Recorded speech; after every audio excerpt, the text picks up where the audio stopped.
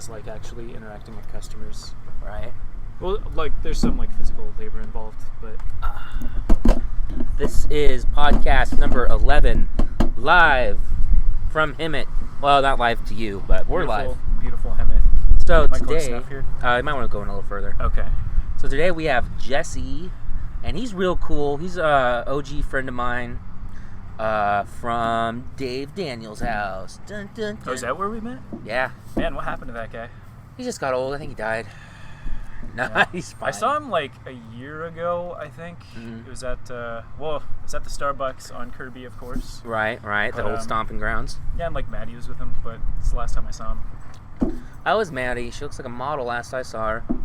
Yeah, she looked like one when they came in. So That's nice. I hope she's real smart. She could probably end up doing anything she wants. yeah, I think she was going to San Francisco State or something. That's where she'd go. So yeah, Yeah. that's cool though.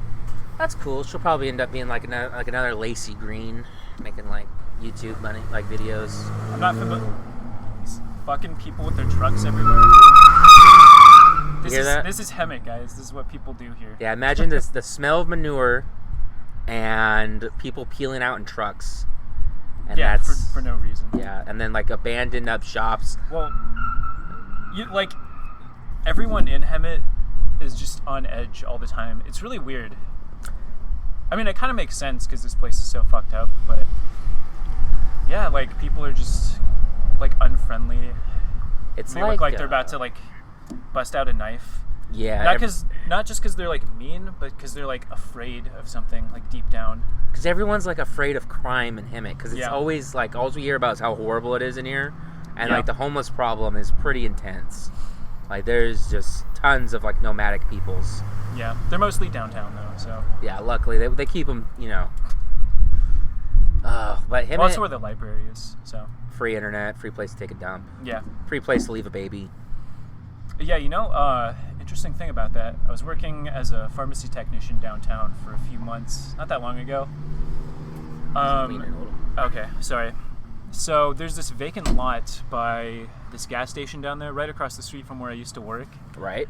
And I remember, like, I'd go outside during all my breaks because it's the only time I got to see the sun. The place I worked in, like, the windows were all shuttered up, so there's no light that comes in from outside. And the lights inside are really dim. It's just this really dismal, depressing place. So every time I got a break, I'd just spend the whole thing outside in the sunlight. And so there's this vacant lot by this gas station, and I was out there one day, and I see there's like 3 abandoned baby carriages, or like strollers, just sitting in this field, and it was Aliens. There's no explanation for it. It's just just there. Maybe they It's did like a weird. baby swap. I don't know. Yeah, I mean, it's like this gas station. There's like bands of like tweakers that hang out behind it. God. So you have no idea what's going on there. God, Probably don't want to know. Usually, if you see like a random mattress sitting in the middle of the field, it's a bad sign. Yeah, no Intense. mattresses, but Intense. I don't know. strollers. Oh, It's just God. unsettling. Like. Yeah, there was a baby in there at one point. Yeah.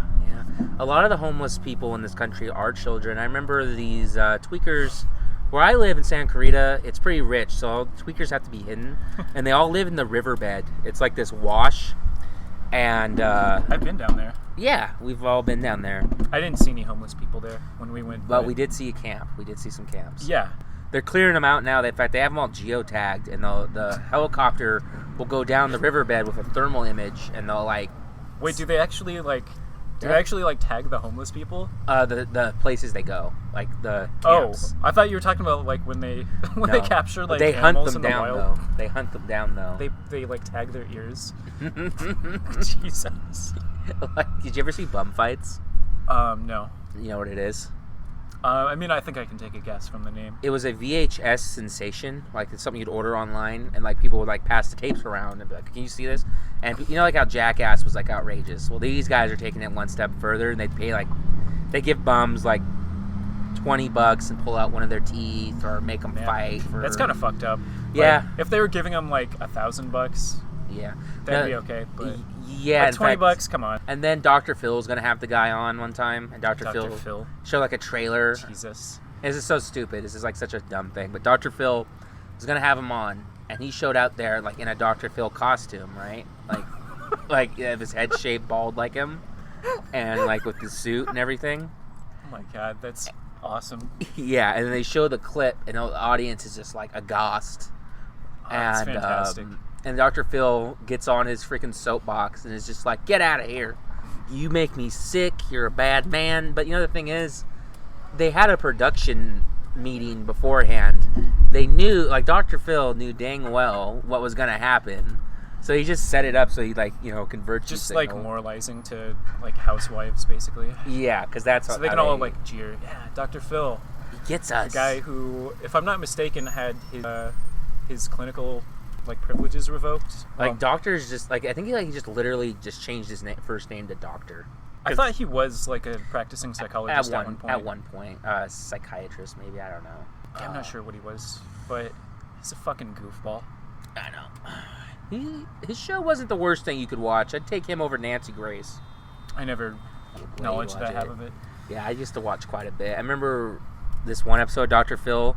This family had trouble with their older son molesting their toddler, and he was like 18 or 20.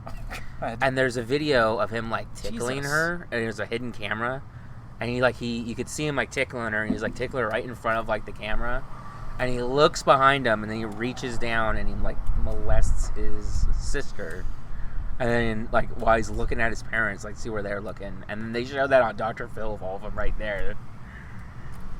It was real quiet, like just like that. I mean, that's totally just exploiting that situation, just to appear like a moral crusader. Yeah, but on another hand, maybe there should be like someone talking about like family incest, though.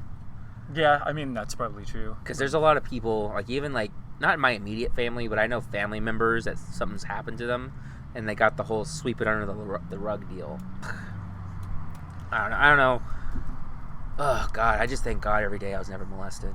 I think about it all the time. Just, woo! Yeah, it fucks people up. I know, and I've went to church camp a whole bunch, and I was vulnerable. I totally could have been groomed like that. You know, my dad wasn't around. I really needed, like, older male attention, like, in, like, a guiding hand. You know, like, I could have been. I'm glad I was fat. You know what? If I was, like, better looking, some pedophile would have just been, like... Do you remember that episode of It's Always Sunny in Philadelphia where Mac, I think it was the first season, where Mac was like jealous that those McPoyle twins got molested and he didn't? I don't remember by the gym that coach.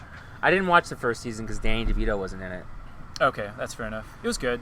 Yeah, I mean, I heard a funny story about that show.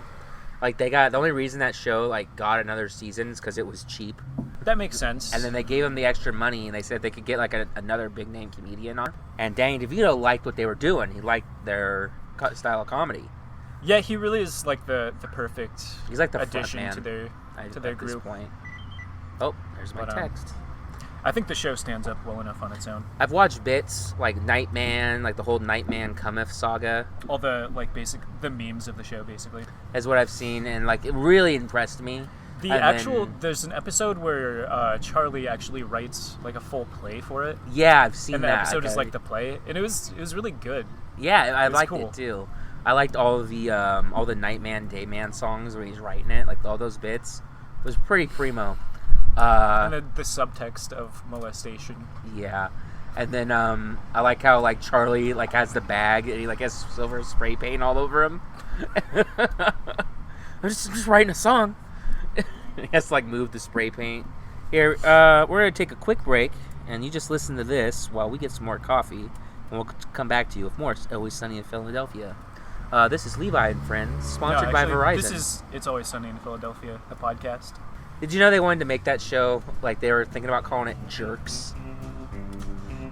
I'm glad they didn't do that. Yeah, that would ruin it. Yeah, that's such a one-season show. Yeah.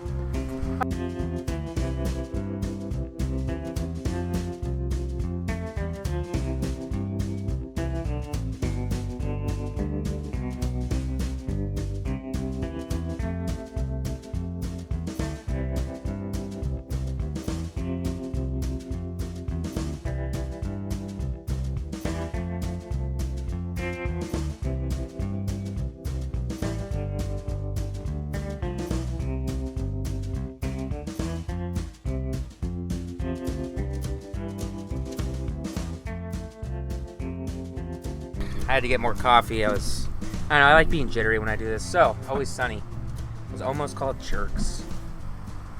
That's a terrible, terrible title. Oh, I know. Oh my god. Yeah, I want to watch that show. Me and my girlfriend like watching shows. Like, recent show we finished was Lost, and then we like watching Walking Dead. Never saw Lost. I love it. I thought it was like a beautiful show. I tried watching like an episode of The Walking Dead when it first came out, and I couldn't get into it. You know, it is so bad. Like the first season's pretty good, and then it gets kind of bad near the end of the season, and then season 2 is so god awful boring.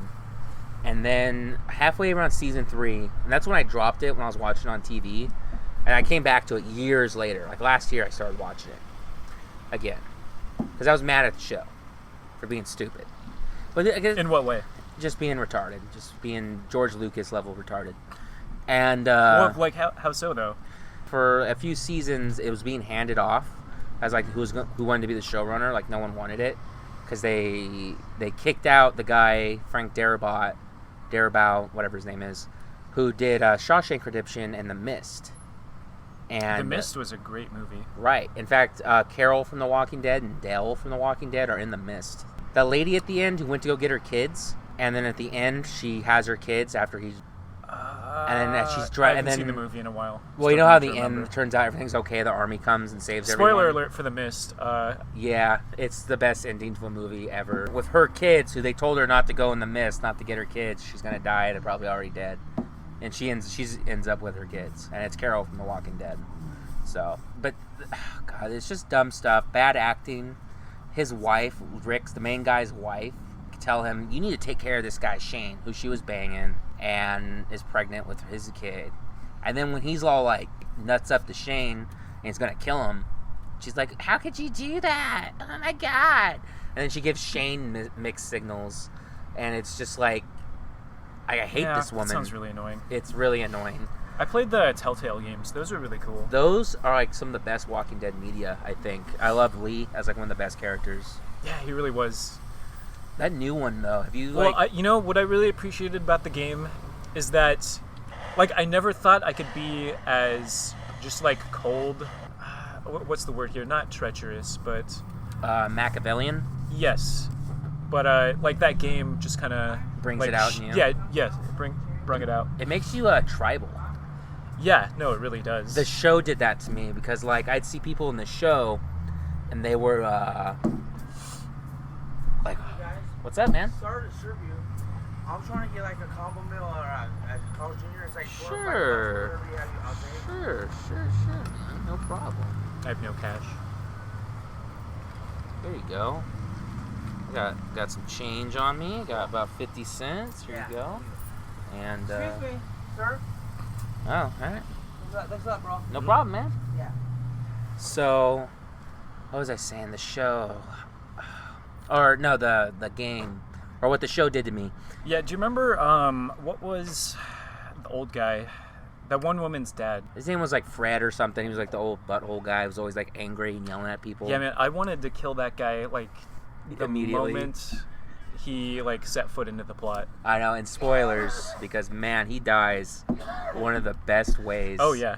No, it's great. He, like, started having a heart attack, and, like, they think, like, he's probably just dead.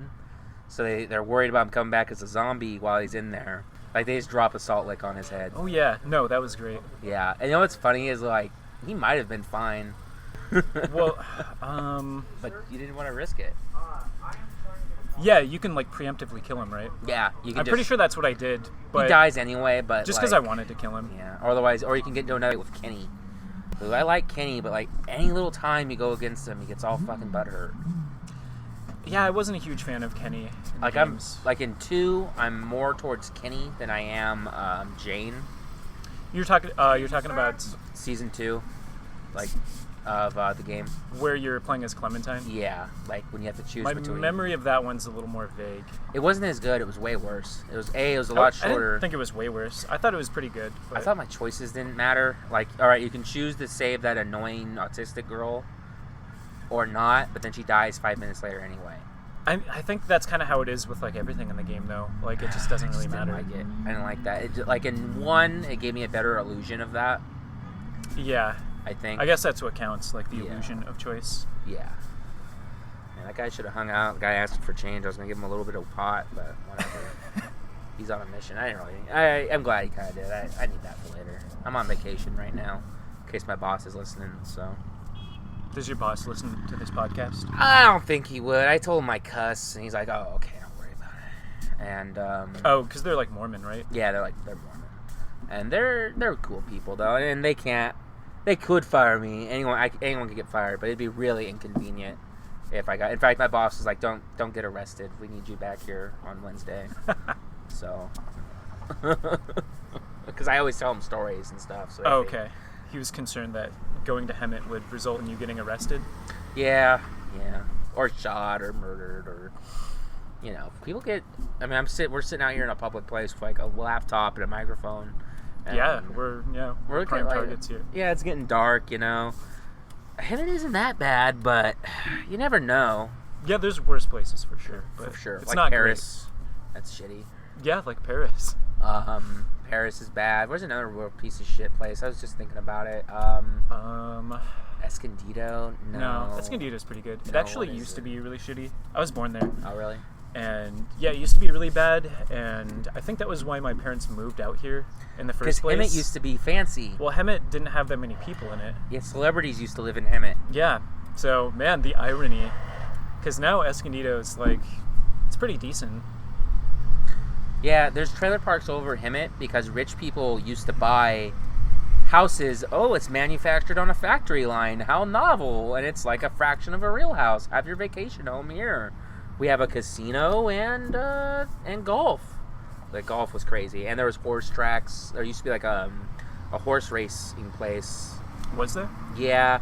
I forget all the streets now. Like in East Hemet, now it's like a farm field. But it used to be a horse track. We got a bunch of cars. Yeah. I wonder how good. I hope We're basically in a parking lot, so. Yeah, I hope this podcast comes out good. We'll see. It's a podcast. It was free. I like talking to Jesse. So let's segue topics. I'd always end up talking about The Walking Dead on this podcast. So how do we fix the left in America, Jesse? I don't know. You don't know? Like, I mean, what? No idea. Why do you think it keeps constantly failing? What's it?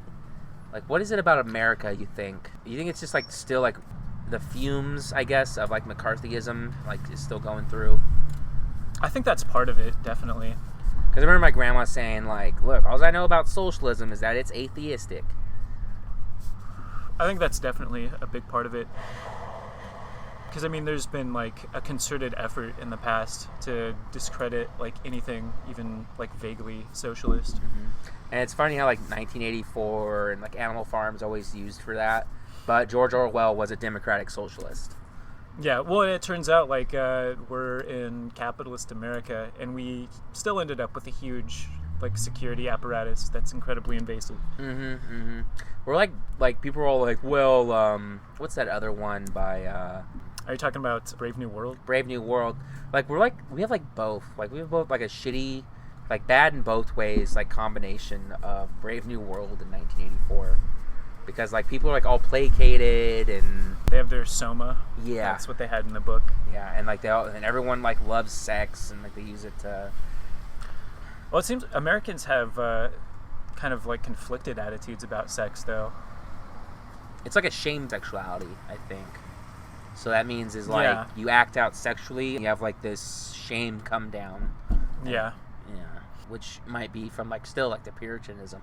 Oh, definitely. That's still, like... It's weird how that... The foundation of kind of our culture. And it's strong. And there's ways, to, like, where you, like, you do it and you don't even notice, like, how, like, kind of, like, prude you are compared to, like, other people because you think that's just how it is. Yeah, and the whole, like, Protestant work ethic thing, too. Big time. That's going to be interesting when there's, like, full automation or close to full automation, and we still are stuck with these Puritan ideals. Or, like, having to work and everything. Yeah. I know. And they'll have to give, like, general income to people because it's either that or they'll be poor. You know? And they'll just, like, steal what they can't afford. Because if they're going to have robots doing everything and being super productive, there's going to be a lot of capital. And you're going to tell me we can't afford socialism then? That's bullshit. Yeah, it's either that or just a massive underclass. Like which 1984. which would be like totally expendable. Yeah, we'd pretty much be like Brazil. That'd be That's kind of the on future. crack. It's gonna be no on OxyContin. Well, I mean, the rich people will be doing cocaine. Yeah, we'll be doing pills or crack. Yeah, there's a huge opiate epidemic right now. It feels like only people on podcasts mention that. Well, like the prescription pills, doctors were giving those out like candy for a long time. It's only within the last like year that they're like trying to rein that in. And they've known about it for the past 10 years. Oh yeah. And like in the South, it was real bad because they opened up pain clinics like we open up pot shops here. And it is just ridiculous. Oh yeah, I mean, I think I mentioned this earlier in the podcast. I worked in a pharmacy for a little bit. And like probably a third of the prescriptions that we filled were for opiates of some sort. It's popular. I mean, how... Yeah. Well, and you know what's funny is that you know the people that are going to go out and sell them because they always ask for the yellow Norcos specifically. Why are those? Is there identifiable? Yeah, I think that's it. Because like people just see the yellow, they know what they're getting. That's smart. If you know, it's funny. Like drug addicts are some of the most entrepreneurial people on earth. Yeah, that's why you don't see a lot of black capitalists because they're all in prison. Just because like they saw an in and they filled it. Have you ever seen The Wire? As an aside, I've never seen it. I've seen always a wanted to couple see it. episodes. I couldn't sit. I didn't sit through it. I just was like, but it was good. I figure it's one of those shows like after you sit through like 2 seasons, it's not as like immediately like genius as say like The Sopranos is. I've never seen The Sopranos. It's hard not to watch the first episode. It's hard to watch it and not just like watch the rest of the series. It's ridiculous how good it is. Like it's really ridiculous like how good it is on so many levels. Like people blow that show for a reason. And apparently The Wire is very well beloved too. And in fact, some people from The Walking Dead, or 2 people who are in The Walking Dead, were in The Wire. Morgan and Omar. These 2 are. Well, the character's name was Omar, but he wasn't Omar. They probably got their start in The Wire because David Simon, the guy who made it, I'm pretty sure he just cast like regular people around Baltimore to be in it. Yeah. Well, Lenny Jones. They're probably playing themselves. Yeah. Well, Lenny Jones is a black guy, but he's English, and he talks with like an English accent. Okay. And he's both in Walking Dead and he was in The Wire. I believe so. Or him or Tyrese, I forget which character. But I've always wanted to see that. It looked like a good show. I heard Yeah, I've heard it was great. It portrays the drug war in this like really interesting way, and it like portrays like policing in like in an honest, fair kind of way, and it it still kind of looks kind of brutal. And then like I know there's like a season where like it the is cops, kind of brutal. Yeah. And there's like a season where the cops suspend the drug war and then like all the shootings and stuff stop. Wait, do they like unsuspend it? Yeah, I think there's like I don't know. I Why? didn't watch this shit. I don't know. I mean, guess there's, like, I don't some drama. disbelieve that. That would totally happen. I think there was like some sort of like truce going on or something. I don't know. Like I didn't watch the show. Well, we don't have enough prisoners, so I know. we gotta bring this thing back. That's funny how they want to build more prison, but more prison, isn't that? Yeah. Because there's just so much. There's always money for prisons. There's always money for prisons. Always money for bombs. Just pause this. Whoops. Now we're going to have a whole conversation with Starbucks. Oh, this is kind of cool. Oh, it's been recording this entire time. Oh. Now we're inside because it got cold. My computer started being annoying. Yeah. So there's going to be all kinds of background noise. I hope you guys like that. I don't remember what we were talking about. Me neither. Next Doesn't really topic. matter. So, you've been recording any music? Yeah, I'm kind of I'm in the process of doing 2 different albums right now. One of them is some stuff I started recording, like writing and recording a couple years ago when I was in like a very bad like place in my life. I wrote it pretty quickly, and I thought they were really good songs. I think they're still good songs, but I recorded like most of it minus if anyone out there plays drums like really well and has a studio set up and wants to contribute, just contact me. I'm always looking for a drummer. I can never find one. What's your email? Well, You know what? Yeah. I'll put a I don't really contact. wanna Yeah, never give mind. that out. Yeah, okay. Um, Oh yeah, I'll be a drummer for you. And then Yeah. it's like a creepy gay guy. So I've been looking for drums for these recordings for like a year. I haven't finished recording like the vocals for it either, which is a bummer because for a long time I felt like this album was like kind of my raison d'etre. It's kind of like the one thing I want to finish before I die. I feel like I'm a little bit more like sane and grounded than I was when I recorded all this stuff. Yeah, they're pretty cool songs. I'm looking forward to them finally being done in like 10 years when I can finally do that. Jesse, this isn't even his first time on the podcast because if you listen to the Elliot Rodgers special, his music's in it. Yeah, that song is actually a demo of from the album I'm talking about. And he's on another episode, I think, with me and Annika. I didn't Not hear... Megtree. Oh, that's right. Okay. I think that's number 4. Yeah. Number 4. Podcast number 4.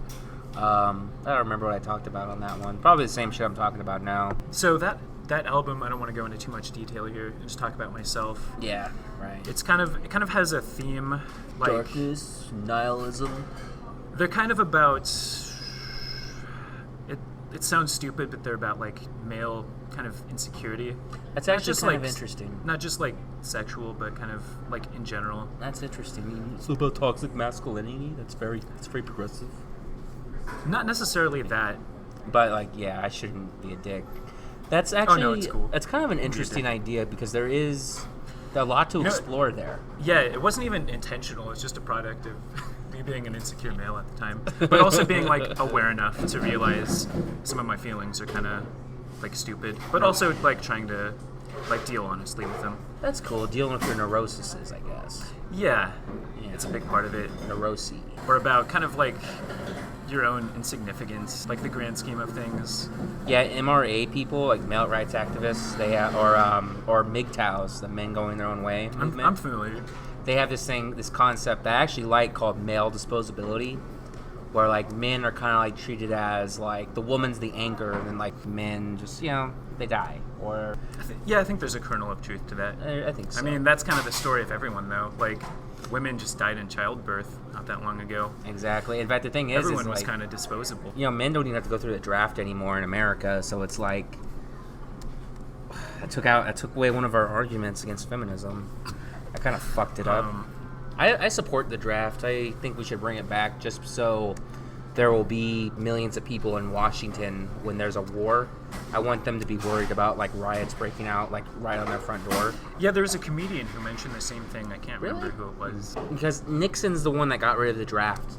So, all right. Oh, was he? I actually didn't know that. Yeah, because he's all like, well, the only reason why these hippies are here is because they're worried about their own hides.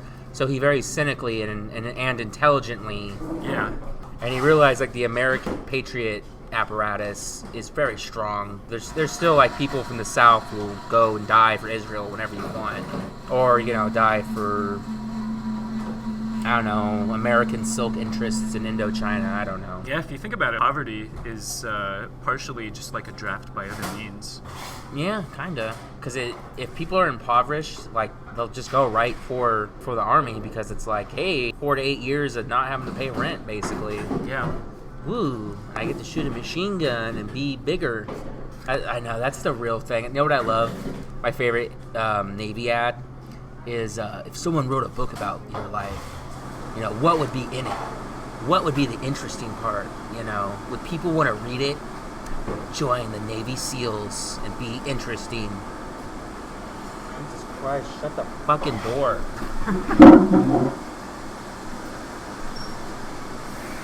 Levi went to shut the fucking door.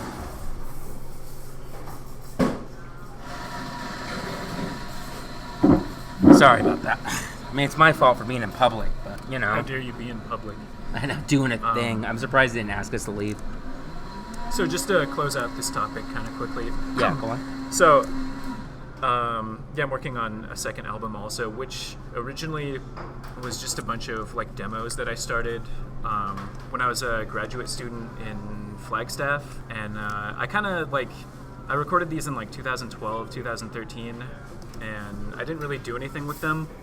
I got kind of frustrated sitting around like trying to get other people to like work on music with me.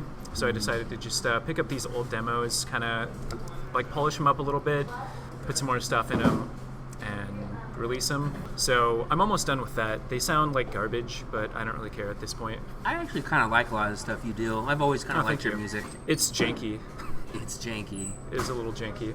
But like because I like rough sketch art too. So maybe that's just kind of how I am. No, I always thought your music was pretty interesting. Like my favorite Try to song. be interesting. Like I can't be good, so I try to be interesting. And that's what you are, because like that Nutmeg song is really good. It's very lo-fi. Yeah, like that's great. On accident. I don't know what that means. Low fidelity? Low fidelity, yeah. So is it like just like crackly or? Well, it's not crackly because it wasn't recorded analog mostly. I mean, like some of it was. It's like lo-fi, like digital recording, which there's not a lot of appreciation for at this point. You know what? Actually, I see lo-fi like hip hop streams on YouTube. Like you can just like go on and they play like lo-fi techno and hip hop.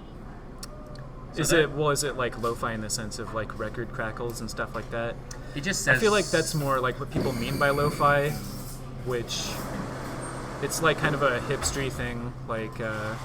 This was recorded on like reel-to-reel tape to be authentic, but it's not really that authentic because getting a reel-to-reel tape machine, that's not an easy thing to do nowadays, and they are pretty expensive, whereas recording into like this microphone right here, it's super easy. I know. And I feel like that's the true like lo-fi. That's like, kind of our era. That's how you do it. But I might just be like trying to defend myself, so whatever. That's okay though, because here's the thing. Fuck hipsters. How about that? They're like America's punching bag. Yeah. They're like nobody even really uses the term anymore. We're attacking just anachronistic strawmen right now. Yeah, it's like saying like jocks. So been visiting my family in Hemet. It's pretty fucked up. These people are. Yeah, you were telling me about that. Yeah, it sounds. I don't even want to talk about it. I don't know. If I was in like any of those people's situation, I don't think I could do it. Like, I just like throw up my hands. I'd probably kill myself. That's how I feel. It's too much. Like it's a pit of despair that's just too deep. It's a sinking ship, and they want you to help bail them out. Yeah. And it's just like, and then do you do like the Marine Corps thing and grab a bucket? And I feel like maybe that would work if I like dedicated my life to it. But I know like the people in my life, the reason why their life is fucked up isn't because they work hard. They do. It's because they're stupid and crazy. I like how normal they are. Oh, they're not that normal, but Annika, I feel like she's just, I don't know, like her mom didn't be with a guy just to be with him. She's like, that's a good thing. Yeah, and then her mom only had one kid. That's brilliant. Just have the one. If people in Hemet did that, their lives would be at least 2 to 3 times better. Sometimes 4 times to 5 times. Like, and to have like more than like I think 2 kids, I think is also kind of like I don't want to say neglectful, but you can't possibly give all those kids the attention they need. Well, yeah. It seems like what ends up happening is that the older kids just end up being like another parent, or they get ignored and they end up going wild, like happened to a lot of my family. And then like the littler kids get all the attention, because my mom would always have the baby, right? So for a while I was the baby, and then my nephew, who she had to adopt, is the baby, and then she had to adopt more nephews from another one of her kids. So, man, that's such a disaster. I know. So now she's like an aging woman with like a 13-year-old who she had to adopt, and then now 2 babies that are like a year apart. Yeah, that's crazy. Imagine being like 55 and then like you have like a baby. It's like when you get to a game and like you have to like replay it all over again with all the cutscenes, with like unskippable cutscenes, and with like harder enemies, and you're weaker, and you have to play it. My grandpa was in his 50s when my dad was born. My grandpa was a really interesting guy, actually. My dad comes from a family of, I think it's 5 kids. I'm trying to remember how many uncles I have. It's kind of confusing sometimes. So he has like 1 sister and I think 3 brothers. Ah, it's like me. And yeah, so and his mom died when he was 13. Oh my god. My grandpa was an immigrant from Ireland, and my grandma, who I never met, was from Norway. Fucking patties. So Yeah, it's kind of weird how those two met each other. I don't know how. I'm just trying to imagine that scenario. That's like a 20-point IQ difference right there. Yeah, he had that family super late, and nobody really knew why for a long time until after he died. And then we discovered that he actually had a family before them, or before us, with a Japanese woman that he met during World War II. And they had a daughter together who grew to be an adult and went to college and was hit by a bus and killed.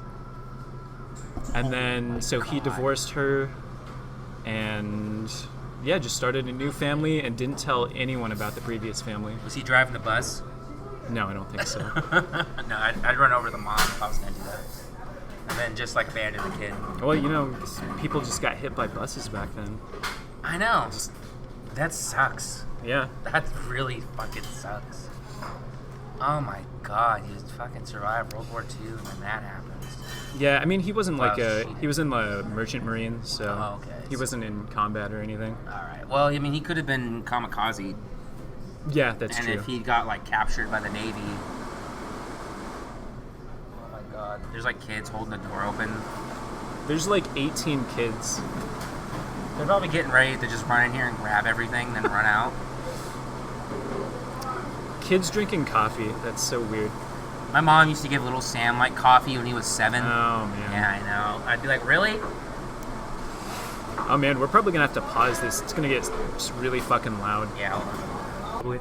Yeah. All right, we're back. So about your grandpa, do you want to wrap that up? Yeah, he's dead now. That's cool. That's about it. That's the ultimate wrap-up right there. What do you do for a living? He was... Was he always in the Navy? He was, obviously not. He was an engineer for a defense contractor. I don't know which one, but he did that for a long time. He's one of the engineers for the Apache helicopter. Really? Yeah. Everyone always bragged about that back in the day. It's whatever, I guess.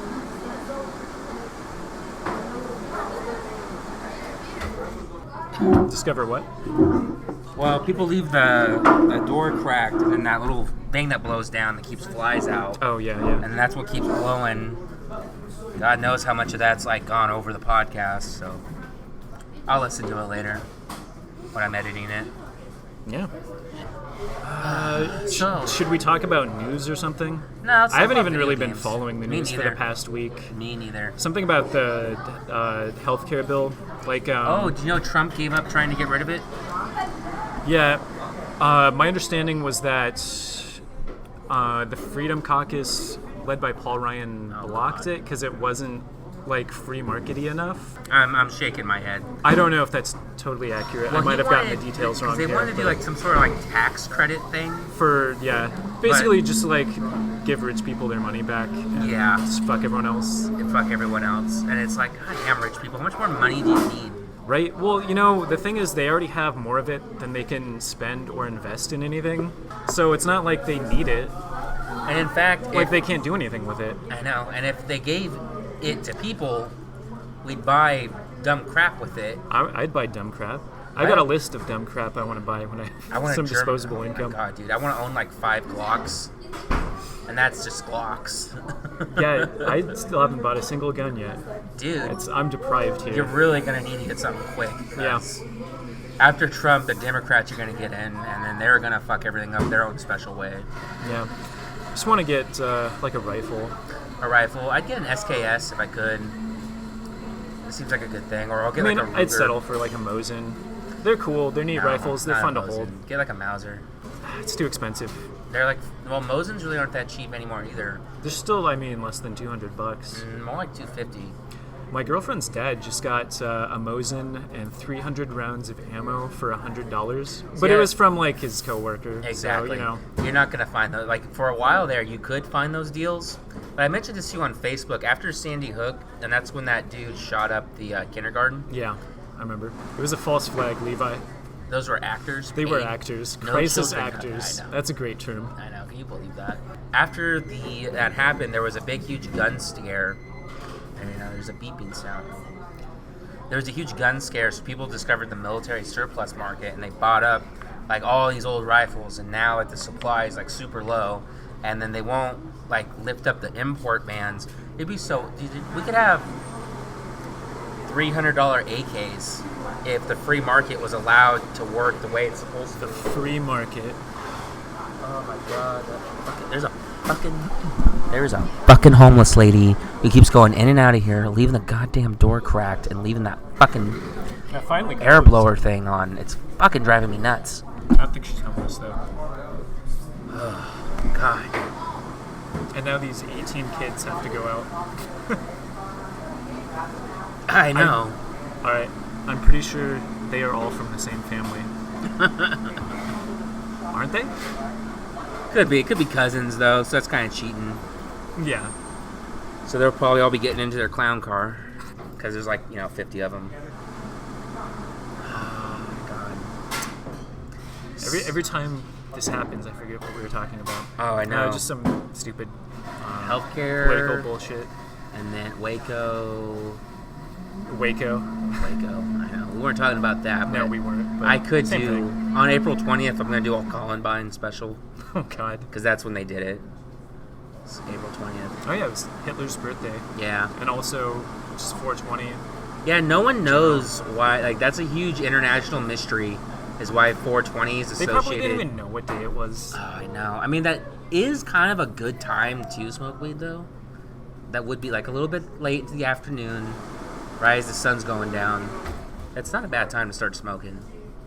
I guess not. I don't really, I mean, I don't really smoke weed, so. But, no, I'll do it on, the weekend. Have you ever been to work super hungover? It's the worst.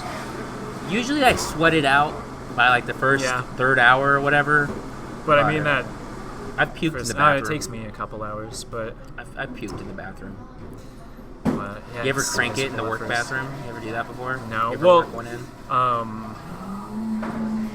No. I'm thinking about, before I worked at that pharmacy, I was working in Coronado, and there was no bathroom inside my work. It was just a public restroom that was shared with the entire ferry landing.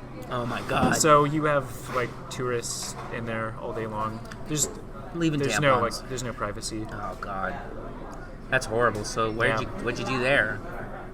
What do you mean? Oh, nothing. Okay. I was about to say, as far as jerking it? Yeah. No, doesn't. Just don't. Well, the way I feel, it's my lunch hour. I'll do what I want with it. I mean, I guess you could if you wanted, but... Well, in Wolf of Wall Street, when he meets Matthew McConaughey... I've never seen it. It's pretty good. Do they just do a bunch of cocaine in it? It makes cocaine look hella fun. Do Wall Street things? Yeah, it's crazy, but if it's true, it's embellished, but I get, the point of what he was saying. And it's kind of like a new Goodfellas, but it's who are our modern mobsters? Yeah. Brokers. Yeah. And finance, and the same way that Goodfellas makes being a gangster look awesome, so does Wolf of Wall Street. It makes being a fucking makes you want to do cocaine and be a businessman. I mean, working in those high levels of finance probably is awesome, because I don't think they really do any work. I think they just have lunch with people all day. And Matthew McConaughey on his first day takes him to lunch, Leonardo. Yeah. And they're at lunch, and he orders 2 gin and tonics at lunch, and Leo's oh my god, and he does a shoot of cocaine, and he's making all this noise because he's all high, but he's super rich. So, and then he explains and then Gordon Gekko, Leo's character, is all well. Wait a minute, Gordon Gekko's in Wolf of Wall Street? I think he is, but no, Gordon, whatever his name is. His name's Gordon. I thought this was... When you said that, I was wait a minute. Is this canon with the original Wall Street movie? No.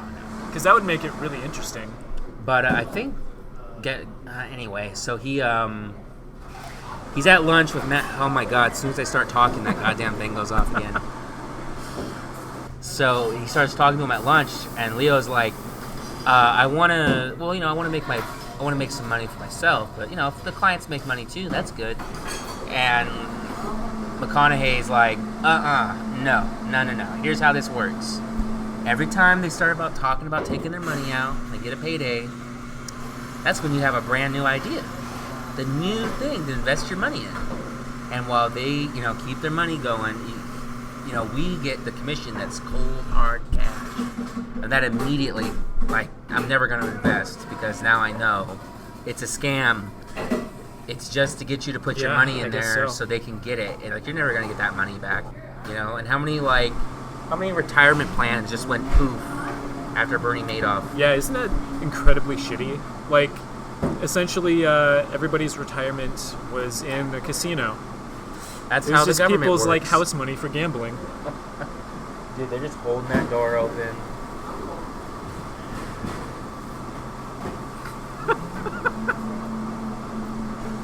Do you think that old man's gonna just go with them? Like he's just gonna join their party? There's just just a bunch of teenage dudes. I think it might be a church group. Yeah, it might be. There's 20 of them. Yeah. But then this old man just went out with them. Yeah, and the guy. I think they're just accumulating members. Yeah, and then I think the guy that asked us for change a minute ago. That's so funny. I do a podcast and a guy comes and asks me for change. That really is appropriate. And that is totally. And I could hear that guy jingling up to us, and he had his little. You guys probably heard his story, but I could hear him jingling. A combo meal. Yeah, a combo meal. I do about $4 or $5 for a combo meal. Suspiciously, the same amount of money you need for a hit of crack. Yeah. Yeah. That's not the first time I've heard combo meal specifically either. It's always a combo meal. Well, gotta get the soda. If I don't care if he buys drugs with that 50 cents I gave him. Yeah, whatever. You could, I was gonna give him a little bit more money, but and a little bit of pot, but he started he just moved on to the next person. He didn't wait for me to pick out my wallet. It's rude. I know. I was like, all right, well. He was already going excuse me, sir. God bless you. Can you God. I just remembered the time that I was in San Francisco a few years ago. So I was staying with a friend in Oakland. I was there for a couple weeks, and then I wanted to go to San Francisco, but I didn't want to drive there. So my friend loaned me his bus pass. My voice is cracking because, Jesus, I'm going through puberty right now. Anyway, my friend loaned me his bus pass. So I got up one morning, and I'm like, I'm going to go to San Francisco. I'm going to see what it's about. I'm going to explore it. So I took the bus from Oakland over the bridge to San Francisco, which took probably an hour. It was insane. You're just the whole time from the bridge into the city, it's just gridlock. Oh my God. And you move an inch a minute. I'm kind of exaggerating, but not by much. It's a nightmare. It's like the 405 at 5, but all day. Oh, it's worse than that. Oh my God, I can't imagine anything worse than that. Because everyone's trying to get from the freeway or from the bridge onto these few streets in downtown, and there's trolleys going by, so they gotta wait for the trolley. There's buses going around. It's a disaster. But yeah, I got dropped off in the financial district of San Francisco. I had no knowledge of how San Francisco is laid out, where anything is, or how to get around. I just walked around, and eventually I ended up in, I guess it's called the Tenderloin District. So what is that, where all the bathhouses are? I don't know about bathhouses, but it's basically, it's just nothing but squats, and just every 10 seconds somebody will come up to you and ask you for change. I'm not exaggerating about that part. So it's after you say no to one person, the next person comes up with their story. God bless it does you. not end. Can we just not have homeless? Can they just pass and have socialism to where we don't need that anymore? There's enough empty houses in this country. I wish, can we just set up colonies? In ancient Greece, once the city got, overpopulated, they'd send, a dwarf fort. Just build a new city. Yeah. Just send them all to Africa. All of them, even the white ones. But, ancient Greece, they'd send you off on a boat, because it's all right, we're overcrowded, we can't have you anymore. And if you tried to come back, they would attack the boat. They wouldn't let you come. Oh, man. Back. Yeah, That's so brutal. these one people, their colony failed, and they tried to go back, weren't having it, and had to go out, and they ended up settling Tunisia or someplace, or something like that, or Cyprus. But yeah, and then they were really mad at their host city for a long time. Which I know I would be. Yeah. Oh, actually, that story was from the same trip that I took where I stayed with you in Santa Clarita. Oh, really? Yeah. Yeah, Jesse met my dad one time. Had That was some beers yeah. with us. My dad's... He's an interesting guy. I love him I want him on the podcast, but I need to figure out how to like bleep stuff. Yeah. Because he fancies himself an N-bomb or two. No, not really, but you know. I think he gave me $20, but I can't remember. I don't know why. I think because he wanted me to buy a carton of cigarettes. Like, not for him, but just for myself. Like, I had no need for a carton of cigarettes, but he just wanted me to, like, buy a carton of cigarettes. So he gave me $20. So weird. Yeah, because, well, he liked he's you. quite a guy. He loves having an audience to smash on me, so. He's like, oh, yeah, that's what I said about your mother. Or he's like, yeah, that's why I cheated on your mother. Ha, ha, I remember when he brought out, like, all of his knives. Yeah, that's cool, huh? He was really stoked about his knives. They're pretty cool knives. Yeah, he's given me quite a few. He's been I giving think, me... well, I think I had a knife, too, at the time. Yeah, and he's like, oh, Yeah. cool knife. And then he just, like, brought out his better knives. His better knives. He's been giving me knives since I was like 6. I've always had a knife because of him. And I still have a lot of the knives that he gave me. I have a kukuri now. It's like Oh, man, I'm envious. It's I always tourist. wanted one. It's like tourist tack. Did you get a pair or No, just one? it's just one. It came with Because they one. sell them in like pairs You get a that little also teeny come one. with. Yeah, I can't remember what those are called. Yeah, That I don't know. Bobas? No, something like that. I can't remember. They're nice though. It's like a nice little like fish scaler. Did you get one of the like leather Comes with scabbards? Yes, it comes. It's weather. Oh man, those are so neat. It is neat. I'll put a Facebook picture of it. I don't think I've ever put a picture of it on Facebook. You can tell like it was made in India, like cheaply. But I figured I could get one kill with it before it broke. It's such a nice design. Like, just kind of the way it's like weighted. The problem is, when you get one, I'm worried about getting like a nice one online because you always want to feel the handles. Because sometimes like they have like an hourglass shape to the handle, and they have like a little knot in the middle. And if that's in like an awkward place, it's impossible to hold it. Oh. Or maybe you're supposed to hold them with 2 hands while you chop. I don't know. Like if some. No, I don't think you're supposed to No. use 2 hands because they sell them in pairs a lot of times. So they're obviously meant to be like dual wielded. I think like the big handle though is in case you need to use a 2 hand to really chop something. Okay. Because I mean, it's probably really hard to chop through a tiger throat. Yeah. Or maybe like an elephant picks you up, it's about to eat you, and you have to like quickly cut off its trunk. An elephant's about to eat you. Yeah, I always think about that because of The Simpsons. There's like a really good Principal Skinner joke where he's thinking about his time in Nam and he tries to break out, and like one of his friends gets grabbed by an elephant and it eats him, and he's like, that elephant ate half my platoon. Another good Vietnam Skinner joke. He's all like, I spent 6 weeks in a Vietnamese prison camp where I fed nothing but a light soup with rice and fish, and no matter where I go or where I look, I cannot find the recipe, and they can't get it right. Man. It's like the funniest. It's a good joke. Those old Simpsons were great. It is. My girlfriend thought it was terrible, the show. She thought the old ones were terrible? Well, she didn't know any better because she'd only seen the newer stuff when she was a kid. Yeah. And then she It's was like, no, watching this it. show used to be great. It used to had, be like, heart setups for jokes. and heart and like genuine. Yeah, it had, like, pathos. Yeah, it's so like amazing. You know what I watched recently, just kind of out of curiosity, was, like, the newest seasons of Family Guy. And that is a show that is now totally devoid of pathos. Like, everyone in that show is just a punching bag. They die, it doesn't matter, like all the time. Yeah, just everyone is, like, eviscerated in, like, a brutal fashion.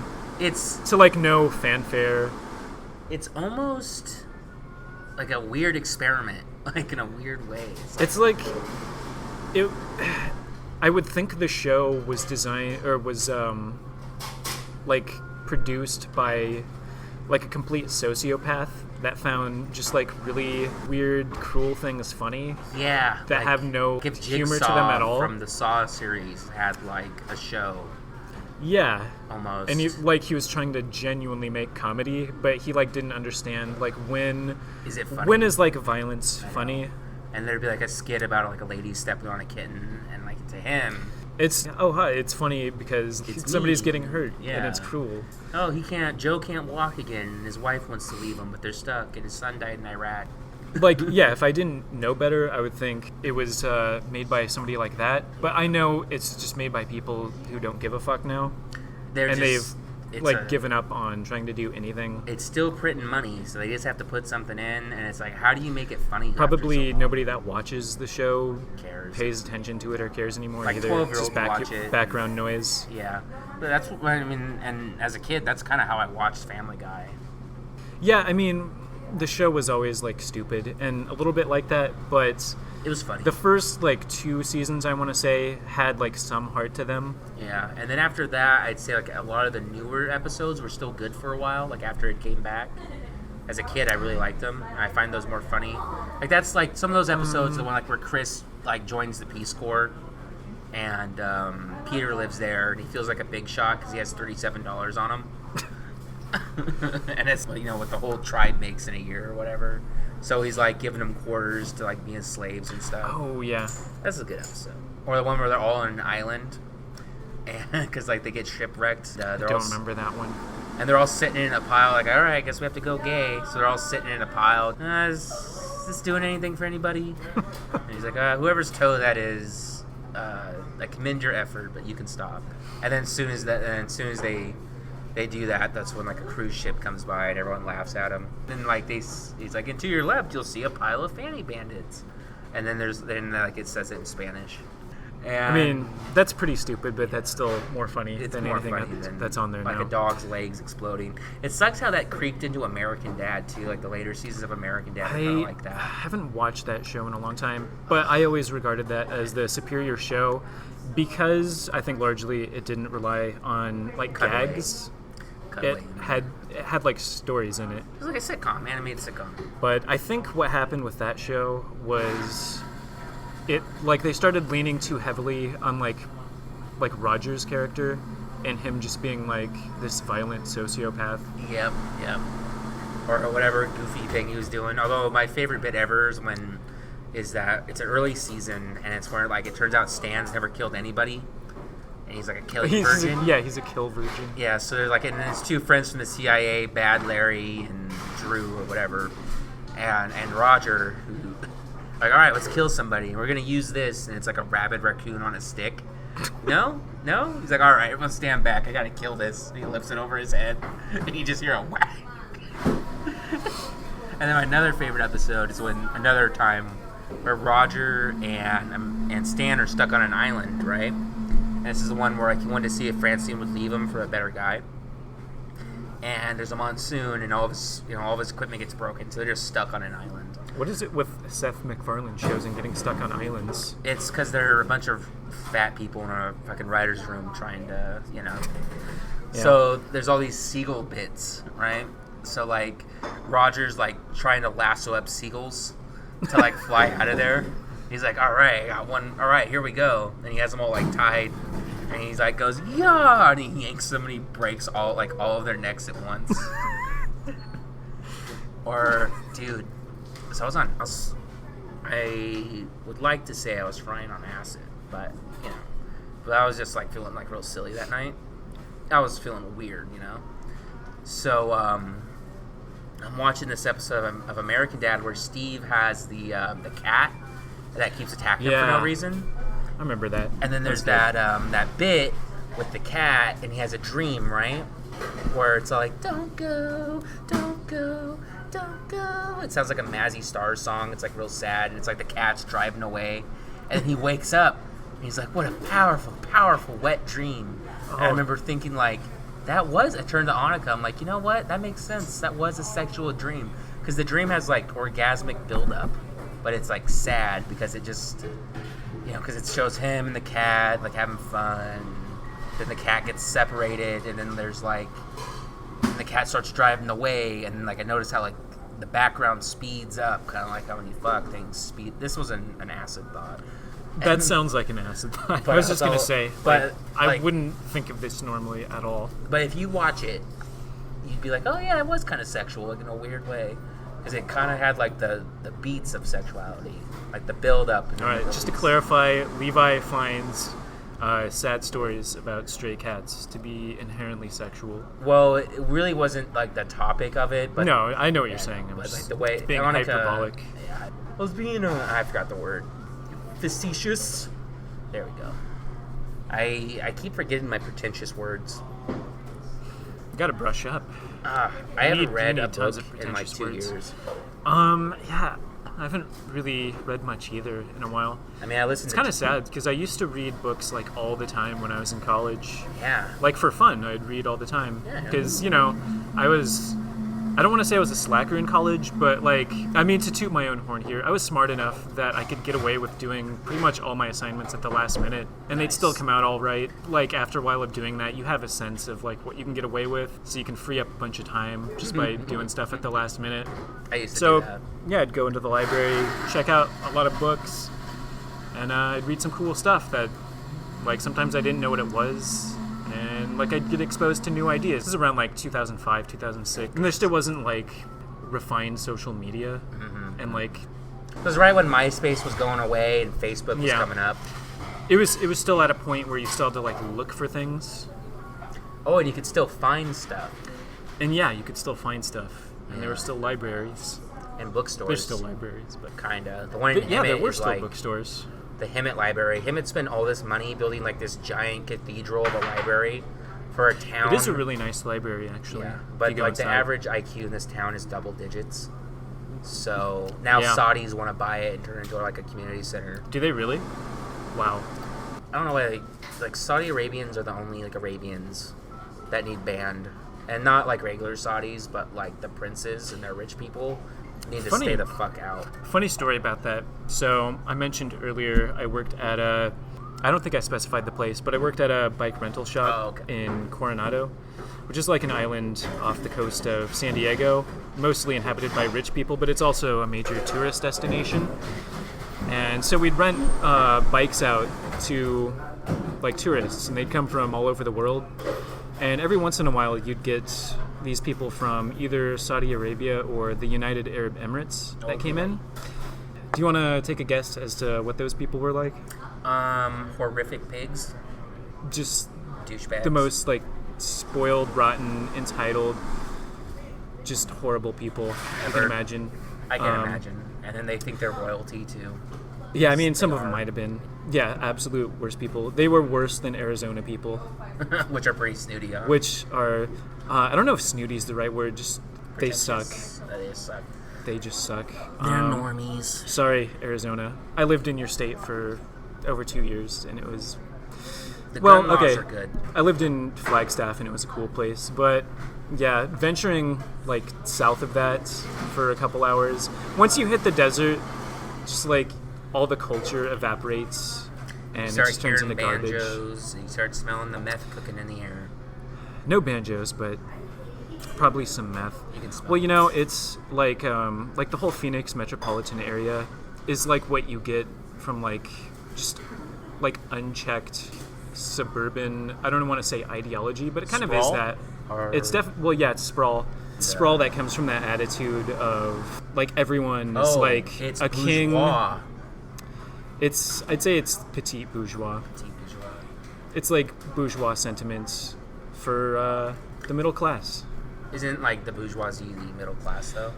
That's the petite bourgeoisie. The bourgeoisie is Like the doctors? the owning class. Oh, okay. I don't know if doctors would technically be considered the bourgeoisie. Well, probably when they Because, when they made well, the word, they probably were. Yeah, trying to like read like strictly Marxist terms into Regular, modern yeah. like late stage capitalism is kind of difficult. You have Word like in 1984, like the words like devolved, and you wouldn't be able to understand the old texts because like the words have been like the definitions have been changed intentionally. So when you heard socialism, you know, in America, you think something that's completely different than what it is because what Yeah. you know the context has been changed. which socialism, just in the purest definition, is workers owning the means of production. So what is the means of production? Like the factory? So like a factory, the machinery The in shop, the factory. the tools, In today's context, it might be like a server or something. a server. That Yeah. makes sense. All right. So YouTube owns the means of production of my podcast. No, I'd say they own the means of distribution. Yeah. And then I But guess I own you the actually means. own the means of production. Oh yeah, look at me But right that now. doesn't make you bourgeois because me- you're not Well, you have a employing platform. you're not employing wage labor in the process of creating the podcast. That's a good point. But yeah, I've never read all the way through Marx's Capital Volume 1, so I'm kind of an amateur. That book is like 1,200 pages or something. It is Really? long as shit. I want to do I have a podcast copy of it, but where I read the Communist Manifesto and Mein Kampf back to back and like compare them. And I wonder. well, they're not really equivalent works. No, not at all. Like, Because one's the- about some guy's blog, and another one. Yeah, that's kind of what it is. The other one's basically it's I'd say it's more of like a manifesto. it's a manifesto. Well, it's in the name, but But it's kind of like something that would be like Xeroxed in a pamphlet to like agitate workers, yeah. kind of something like that. And then It like distills kind of Marx and Engels' ideas down to their essentials and makes them approachable to working people at the time. And if you've ever read it, like a lot of the intro is about the Paris Commune and discussing like how that could have been done better and like also what they did right. so that's like the French Revolution, then, right? This was after the French Revolution. Is this post Napoleon? Or I think it's. Or is it post? I think it was. Restoration? Like after they. I think it was in the. the like mid 1790s. Okay, so then I could be that's- totally wrong. It might have been before the French Revolution, actually. Because I think 1790s But I don't think is like so. the heat of it. I think that's like when the terrors were happening. I think it was 91 is when it ended. Yeah. Because I know. Well, when was the Thermidor reaction? I can't remember. Well, now I don't even. I feel like that was 91 though, like October of 91. 1791. That's what we're talking about, by the way. Yeah. 1791 was 300 years ago. Woo! That's a long time. It wasn't 300 years ago. Oh, A it's little over 200. 200, but Yeah, a little over 200. that's still a very long time ago. I can't do math, which is why I work at a screen door place. But yeah, there you go. Wow, that's interesting. I don't remember how we got onto this topic. Marx, because he was doing the Paris Commune. Oh, we were talking about Arizona. Arizona, which is bourgeois. Or, well, it's not really bourgeois. No, it's not bourgeois. And it's hard to use bourgeois Well, in you a know- sentence. Well, America's bourgeois.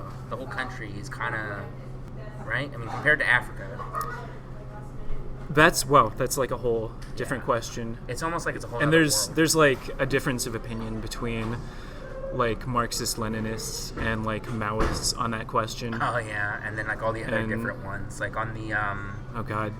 I don't even want to get into that. I'm not, like It's that's the thing so- about like leftism, there's too much to read.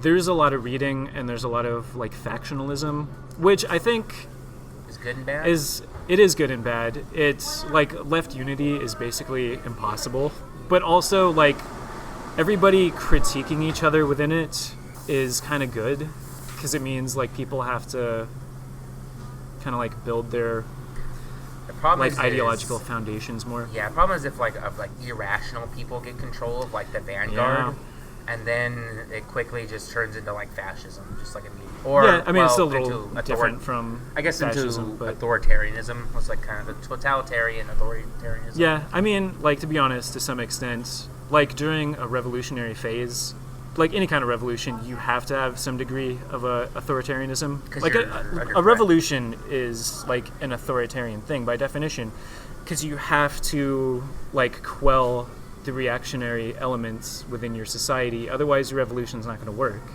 You'll be undermined. very Yeah, you're going to fast. get sabotaged. That's why old people. I'm not a tanky, but I mean I'm just a realist. And for people who don't on know, a this front. tanky is like a USSR apologist, It's specifically it's like a a Stalinist, Stalin Maoist kind of and apologist. they always defend like Killing North people. Korea. Yeah, which is so like That's North Korean. I can't bring myself to do that. Well, North Korea. It's not even like North Korea socialist. No, it's your typical Oriental totalitarian. Well, it's just like an autocracy. Yeah, Well, it's a dynastic autocracy. There's Yeah. nothing even like right. nominally socialist about it, except for kind of the name. Well, not even because Juche is Kim. Is it pronounced that way? I thought it was Yuk. I'm just gonna say Juche. Okay, But, that's fair. I don't know how to pronounce it. me neither. But I think that's how it's pronounced. And the North Korea is like one of my favorite topics. And It's it's really interesting. I You know brought what it up is really 100%. interesting is their music. Just because it developed in like isolation, It's so insane. it's kind of this hodgepodge of like 70s electronica. orchestral music, like 70s karaoke, and like traditional folk music, Yeah, and it's like Korean traditional folk music, obviously. yeah. So the thing is I think the grandfather that started the dynasty, I think his name's Kim Il Sung. Kim Il Sung, yeah. He developed. He wasn't like that terrible compared to Well, stuff that came after him. yeah. He still sucked, but But what he did is he made this Juche thing, which he replaced the communism with. After a while, they ended up getting like rid of all the references to Marx and everything. yeah, And Juche It's, makes no yeah. sense. It's not a coherent. it's really just kind Ideology of at like all. a justification for like one, having the Kim dynasty, and two, building up like a ridiculous amount of armaments And for and like neglecting like every other sector of their economy. because they need to. Because the only reason why that works is because it's weird how it's kind of like a weird like North Korea and America are almost in the same boat because we set up our economies on how the shit was in the Cold War. Yeah, It's yeah, a it's weird a good comparison. Yeah, it's a weird thing we have in common. And the same way how it's like not sustainable for them, well, I guess in different ways. It's not sustainable for them. No, not at all. And- They're basically subsidized by China at this point. Yeah. And the only And reason lately even China's kind of like America kind of you hinting change that the they need to diaper. get their shit together. Yeah, and the only reason why China takes care of them, and I've said this on the last episode, no one wants to clean that dirty diaper because Yeah. it'd be such a humanitarian mess. Yeah, what do you even do at this point? South Korea doesn't even want to reunite because Well, of course not. like there's no political willpower. I mean, for that. South Korea has a lot of problems of their own, but Yeah, and then you're like gonna have a bunch of they're still doing better. better, but like it'd be such a mess because like their cities would get flooded with all of these like Oh, yeah. traumatized, malnourished. I mean, I don't know. Maybe they'd be okay because they'd just be like happy, and then they could start. I think maybe like in 10 years they could probably fix North Korea up. Yeah, well, they have a lot of stuff in North Korea, or like weird. facades of stuff. There's definitely like a shell of a place that could be functional there. Yeah, They have lots of very ostentatious like architecture. And if they could have a just- functioning subway system if they could that just nobody can really. Yeah, there's no one in the use. city, and there's like no Oh yeah, there's electricity. nobody there. Like the electricity shuts off. There's at no night. electricity. There's the funniest thing in the world is if you see a picture from space of Korea. It's just and dark at night. There's just this big dark spot. There's Korea, and there's South Korea, and then there's China and Japan, and then there's this big ass dark spot. And that's a good spot. Yeah. So yeah, tankies really Ridiculous. kind of obnoxious people too. If you've ever interacted with them on the internet, And if I you- say that as somebody who's like pretty hard leftist, but these people are just really irritating. Yeah, they're like Sometimes, like, I suspect a good portion of these people are just like actively trying to sabotage like left Facebook groups. yeah. When I was looking at the alt-right stuff, I used to think like all these flat Earth people that were part of it were like infiltrators trying to like discredit it. They might be. I don't know. I don't know. Alt-right's But I mean, so the fucked. alt right is just that's really obnoxious stuff. Yeah, I mean, It's like a lot of it's indistinguishable from trolling. it's basically it's politicized trolling. Yeah, it's like it's a joke that just went too far. Yeah, basically, it's like with Scientology. It was like when 4chan went first against Scientology, and they got in the news. And this is like that, like Gamergate, and now Man, this that whole was so stupid. The whole like ethics in game journalism Oh, I know. thing And is then so dumb. I know. And then and Gamergate's so dumb because they can get infiltrated easily too, because it's just Because, And- yeah, it's just a bunch of people whining Yeah, no. So of course. about, like, video games.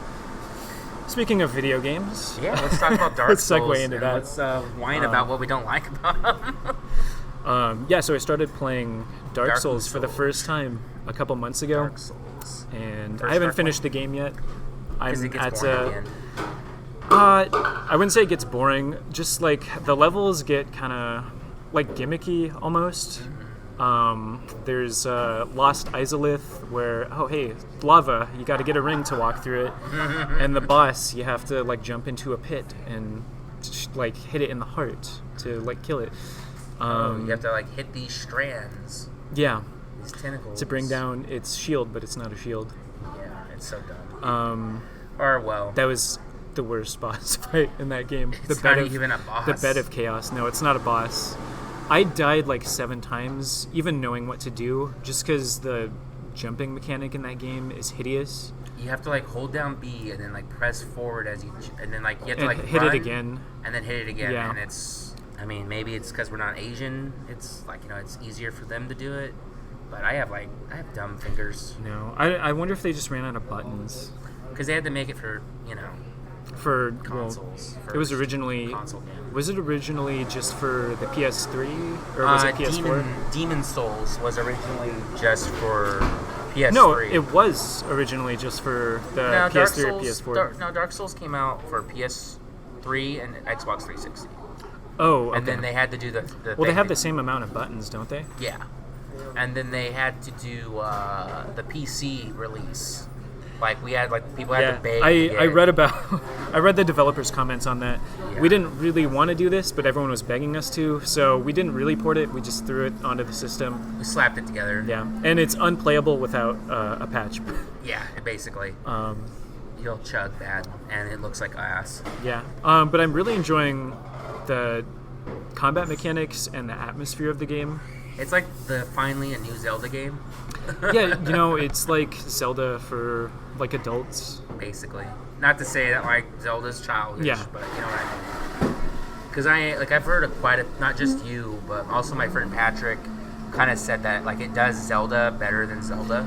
Yes, no, it really does. Yeah, it really does. Just the lore of the game is really awesome. Right. I wish they didn't bury it in like the Item descriptions? Because it really is very interesting. Yeah. I mean, like the environmental storytelling is cool. Like having to read into things for like the story. It's a good way to develop something because it's a Yeah. visual art form, so you But- should give people visual cues. I would say my main criticism of the game so far is that it really is like overly obscure. Like there's stuff that I had to like look up on the internet, Yeah. and like afterwards I'm like, there's no way like anyone could figure this out And there's not even like a manual. except by accident. Oh, is there no manual? I bought it on Steam, so I don't have a well, manual because anyway. like games don't come with manuals anymore. Yeah, that's true. I bought an old Baldur's Gate, like still in the box, like Baldur's One or Gate. two? 1. Okay, I never played the first one. It's okay. It's not as interesting as 2, but if Okay. you like the gameplay, and you can still be a dickhole in it. I can't really go back to that like turn-based, Isometric. like I love it. partially turn-based system. I can. I've been playing. I can still play the like first 2 Fallout games. I've Like played fully that. turn-based, I have no problem with. But the half. It's in, that- half yeah. out. Yeah. Because it's like you Difficult. can't really like plan anything, but You have there's to also pause constantly. nothing visceral about it. Yeah, true. Yeah, like I was saying, I was replaying Planescape. I think I was going to talk about. Ooh, Oh no! that's a good one. All right, so now I remember the fucking manual that comes with the original Baldur's Gate. At first, I thought it was the manual. No, it was the reference card, and it was like a book that had pictures in it. And then I get the manual, and it's like those like D&D books that you buy and you play D&D with. It looked like Talking one about the hardcovers. Yeah, it wasn't hardcover, but it looked like something like that. It was an amazing manual. I bought the first Neverwinter Nights, like when it came out. It was actually kind of my introduction to RPGs in general, Oh, like Western that's when they RPGs, I came in guess. the giant boxes, huh? Yeah, it came with like a really thick laminated cover, like spiral bound manual, Nice. and it also came with like this piece of cloth like folded cloth that you would unfold, and it would turn into a giant map of like the game world. And it was a cloth map. Yeah, That is sick. it was really cool. You don't even get to go to most of the places, unfortunately, but it was still a nice touch. If you was it Neverwinter Nights? Yeah. Okay, I was about to say, well, if it's Icewind Dale, you're supposed to like know what it is because it's like if you read the books, because there's like books that. Take I never place. played Icewind Dale. Is it really that obscure, or does it require you to have that knowledge of some other medium? No. Okay, because that would be really weird. You're just supposed to be like, ooh, this is where Driss Duerden was, okay. and blah blah blah, and it doesn't have like a really good story. It just exists if you just want to go kill rats with a party that you made yourself. All right. So you get to make like 4 or 5 characters. Oh, that's pretty neat. Yeah, right off the bat. And you make your party the way you want, and then you can just play through this whole. And the story's not that deep, but there's a lot of, it's if you just like the gameplay. Okay. Did you play Wasteland 2? No. Okay. You get to make like 4 people in your party when you start. Oh, that's kind And then there's like NPCs that actually have like personalities and like Oh, that's nice. their own like side missions. But that's a really neat game for anyone out there that hasn't played it. I would recommend it. On this podcast, if people don't know, like the original Fallouts are dope. Like I make fun of Jeff all the time for liking Fallout 4, which is one of the most. I've not played it. It's so. It looks pretty bad. It's laughable. I mean, it's like it'd be a good, just regular first-person shooter, but it's supposed to be Fallout. So. The impression that I got from watching gameplay of it was that just everything is a tank. Like the player and the enemies, you're just like unloading clips into each other.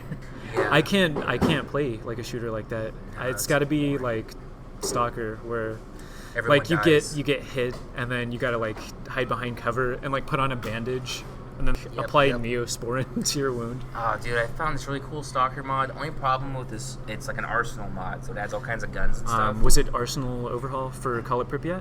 I have that. I'm playing that one That's too. a good one. I like that one a lot. But I wanted one for Shadow of Chernobyl, and it's a good one. Problem is though, it gives you like 1,000 weight that you can carry, like 1,000 kilograms. Oh, Yeah, no. that's dumb. That's dumb. And other than that though, it's fun. The vanilla carry weight was like 75 kilograms or something. I think it was like. No, I think that was like modded. Oh, it had that much. Or no, maybe you're right. Maybe with mods it was heavier. Maybe. But in that range is pretty good, I think. Definitely. That fucking door. Again. Yeah. Oh, some other guy's closing it. Nice. Thank you. Oh. No, Well, he gave up. It didn't work. Oh well. All right. Well, we gotta lean in here. Yeah. Okay. There it goes. Thank you, God. Let's so see. That every time that happens, I lose my train of thought. Yeah. Oh, God. I remember though we were talking about Fallout. And well, Stalker's Stalker, amazing. Stalker. Did you ever play Misery mod for Call of Pripyat? Yes, it's so unplayable. I really enjoyed the 3 days that I played it.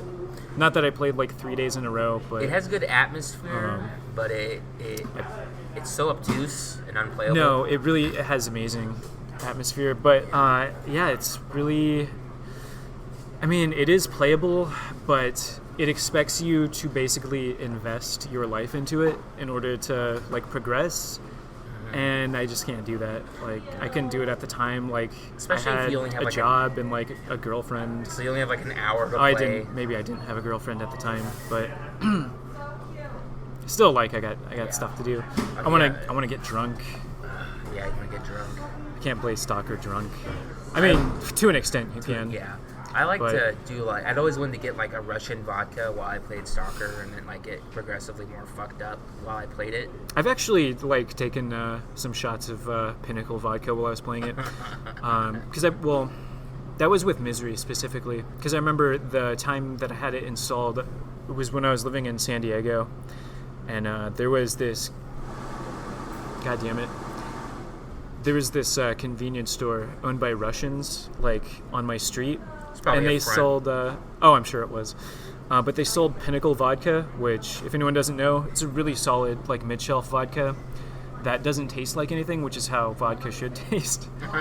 But they sold that for $10 a bottle, which is amazing. Like, usually you're paying, like, $15 a bottle for that, at least.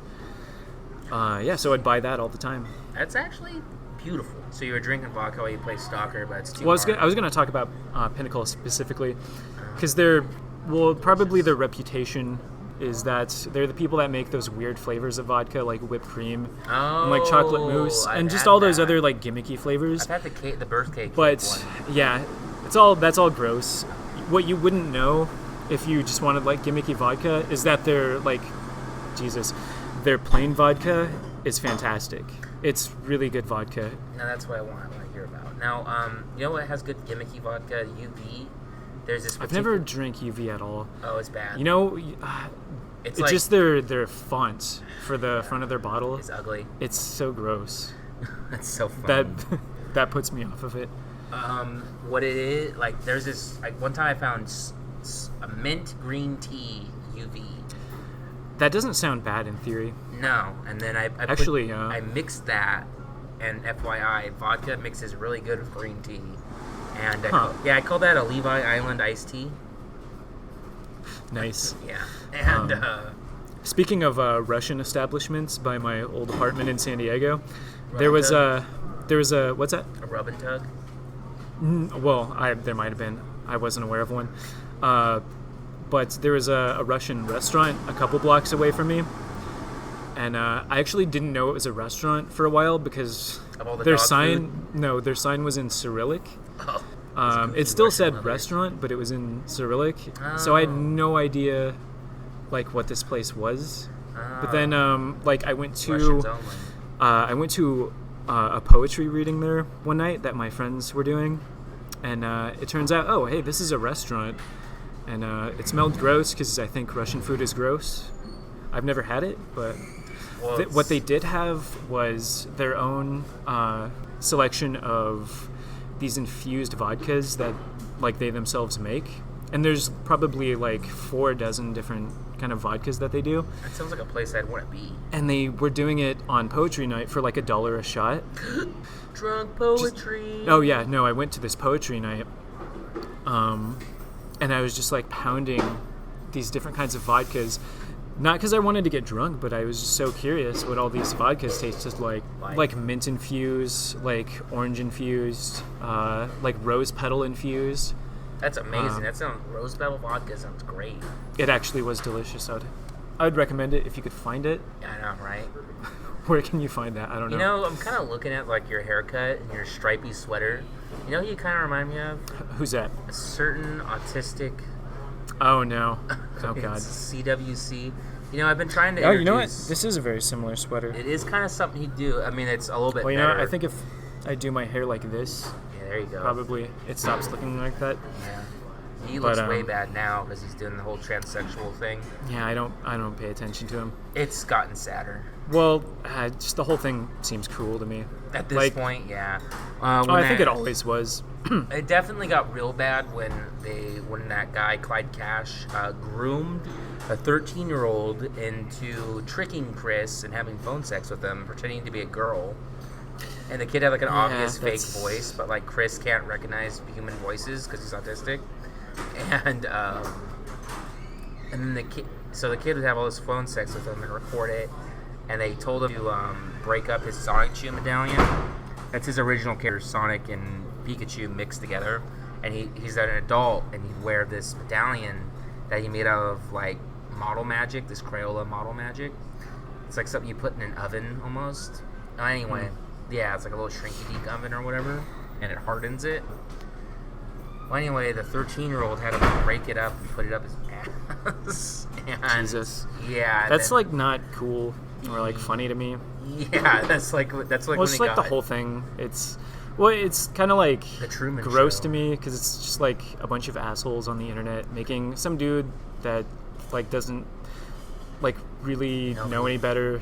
Just When he got into legal Yeah. trouble, his because he ran someone over, and his mom got in the car and ran the guy over again.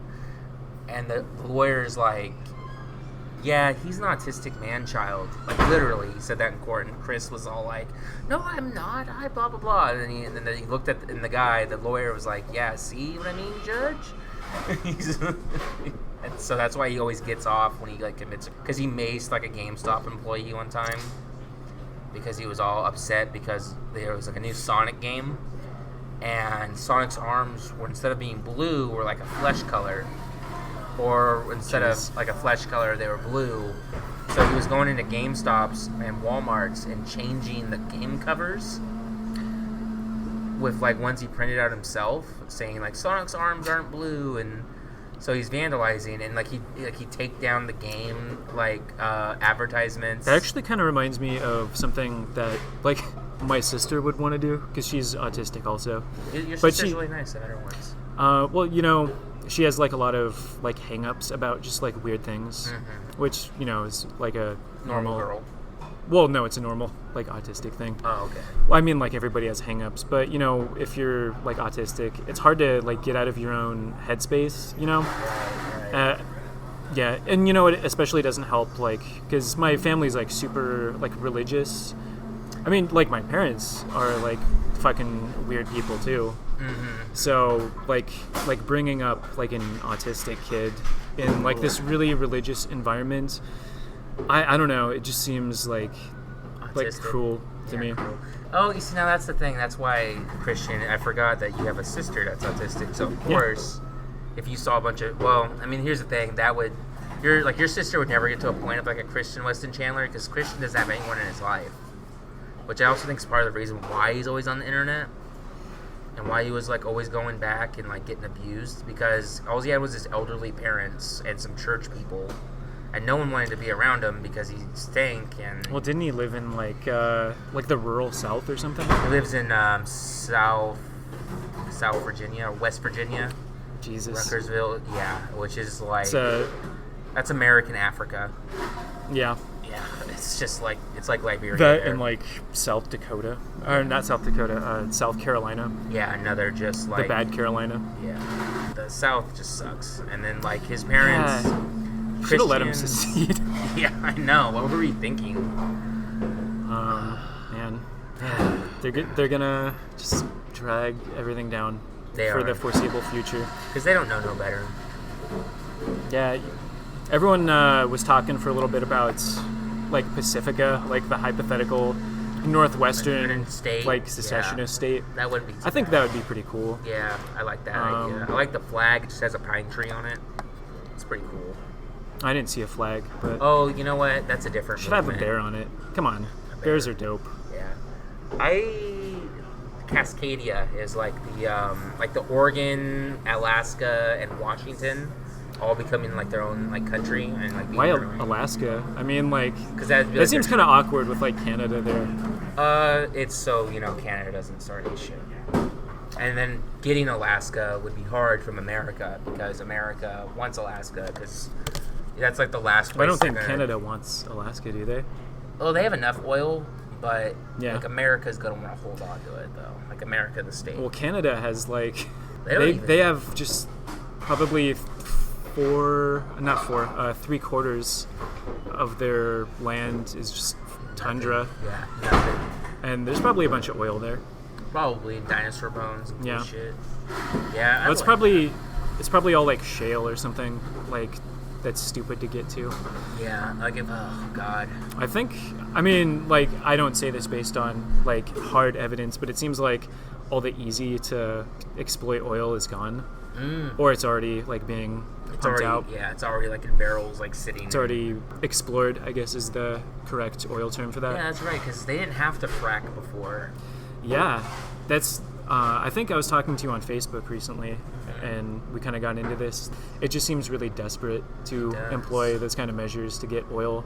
Well, they're totally down, because oil companies are also buying up large reservoirs of water, Yeah. and this is. So they want to. And if they poison a bunch of water, it's like, well, demand for water went up. I'm glad I invested in water. Man, that's horrifying. Yeah. Man, It's isn't it just- crazy Flint still doesn't have drinkable water? If I It's was been like Trump- 3 years. If I was Trump and I wanted to just because if right now if Trump was like, all right, I'm sick of this Flint, Michigan bullshit.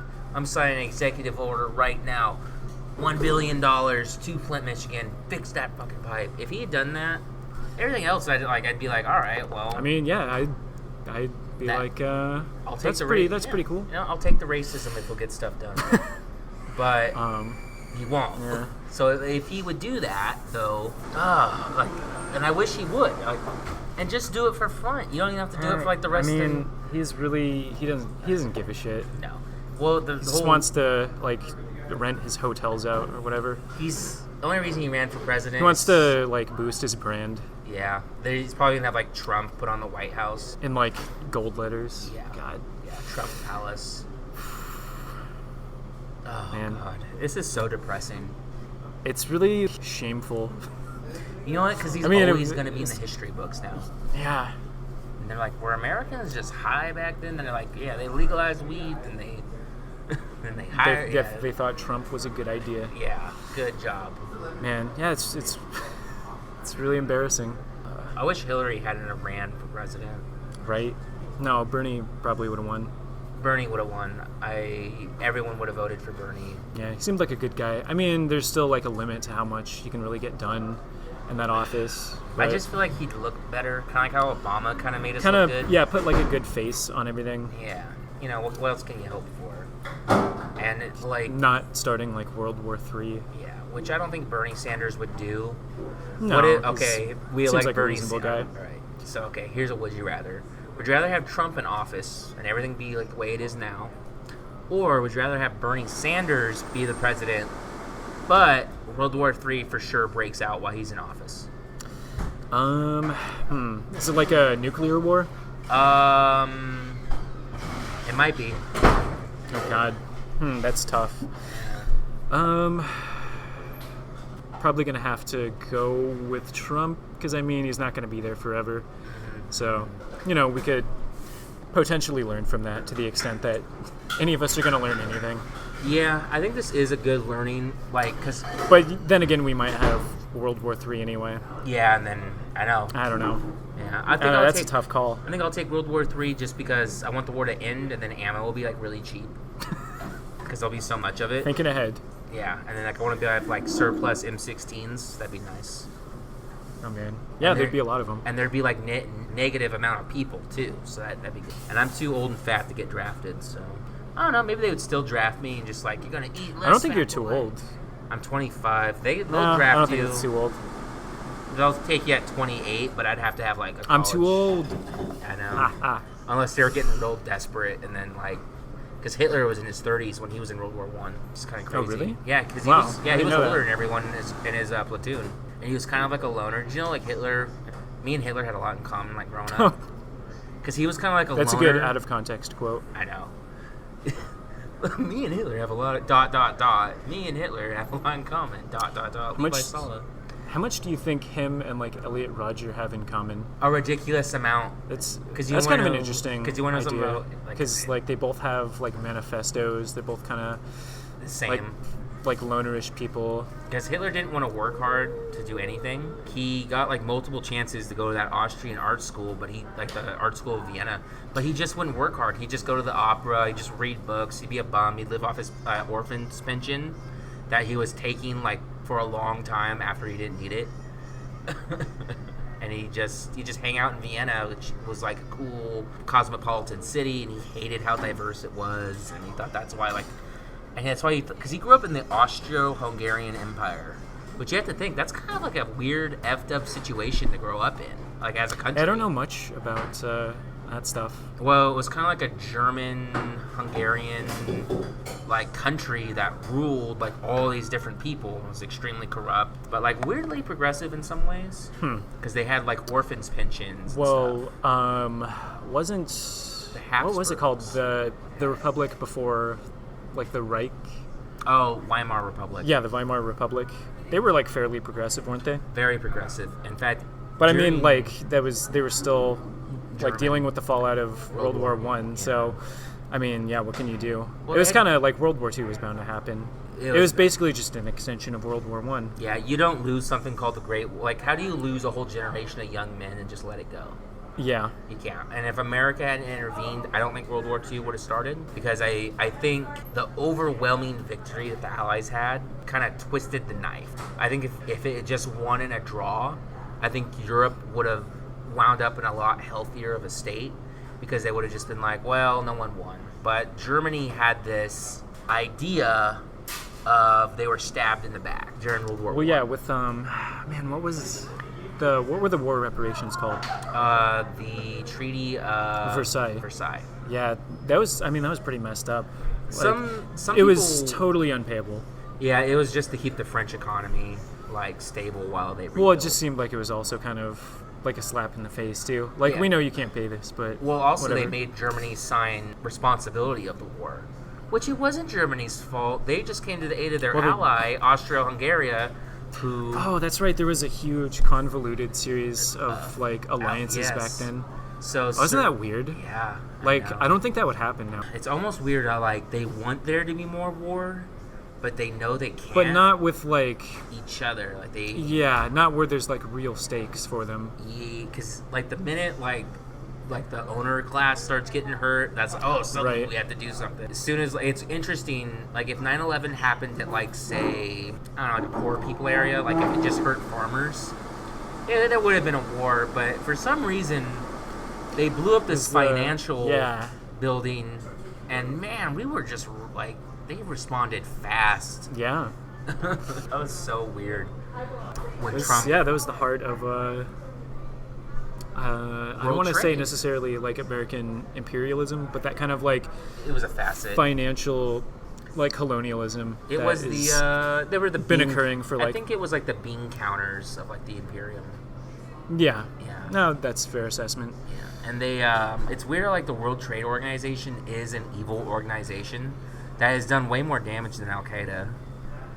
Like just for the damage they've done, like financially, like in the Yeah. poverty they've Them and like the International Monetary Fund. put. Yeah, the World Bank. Probably more so the International Monetary Fund IMF. with their structural adjustment policies, Yes. where And they basically like tank your economy, and then they're they like, buy okay, it. well, yeah, now that we've tanked your economy, we're just gonna buy it now that the we're gonna price for turn it everything is low. into essentially like Banana Republic. That like we a got. sweatshop for the West.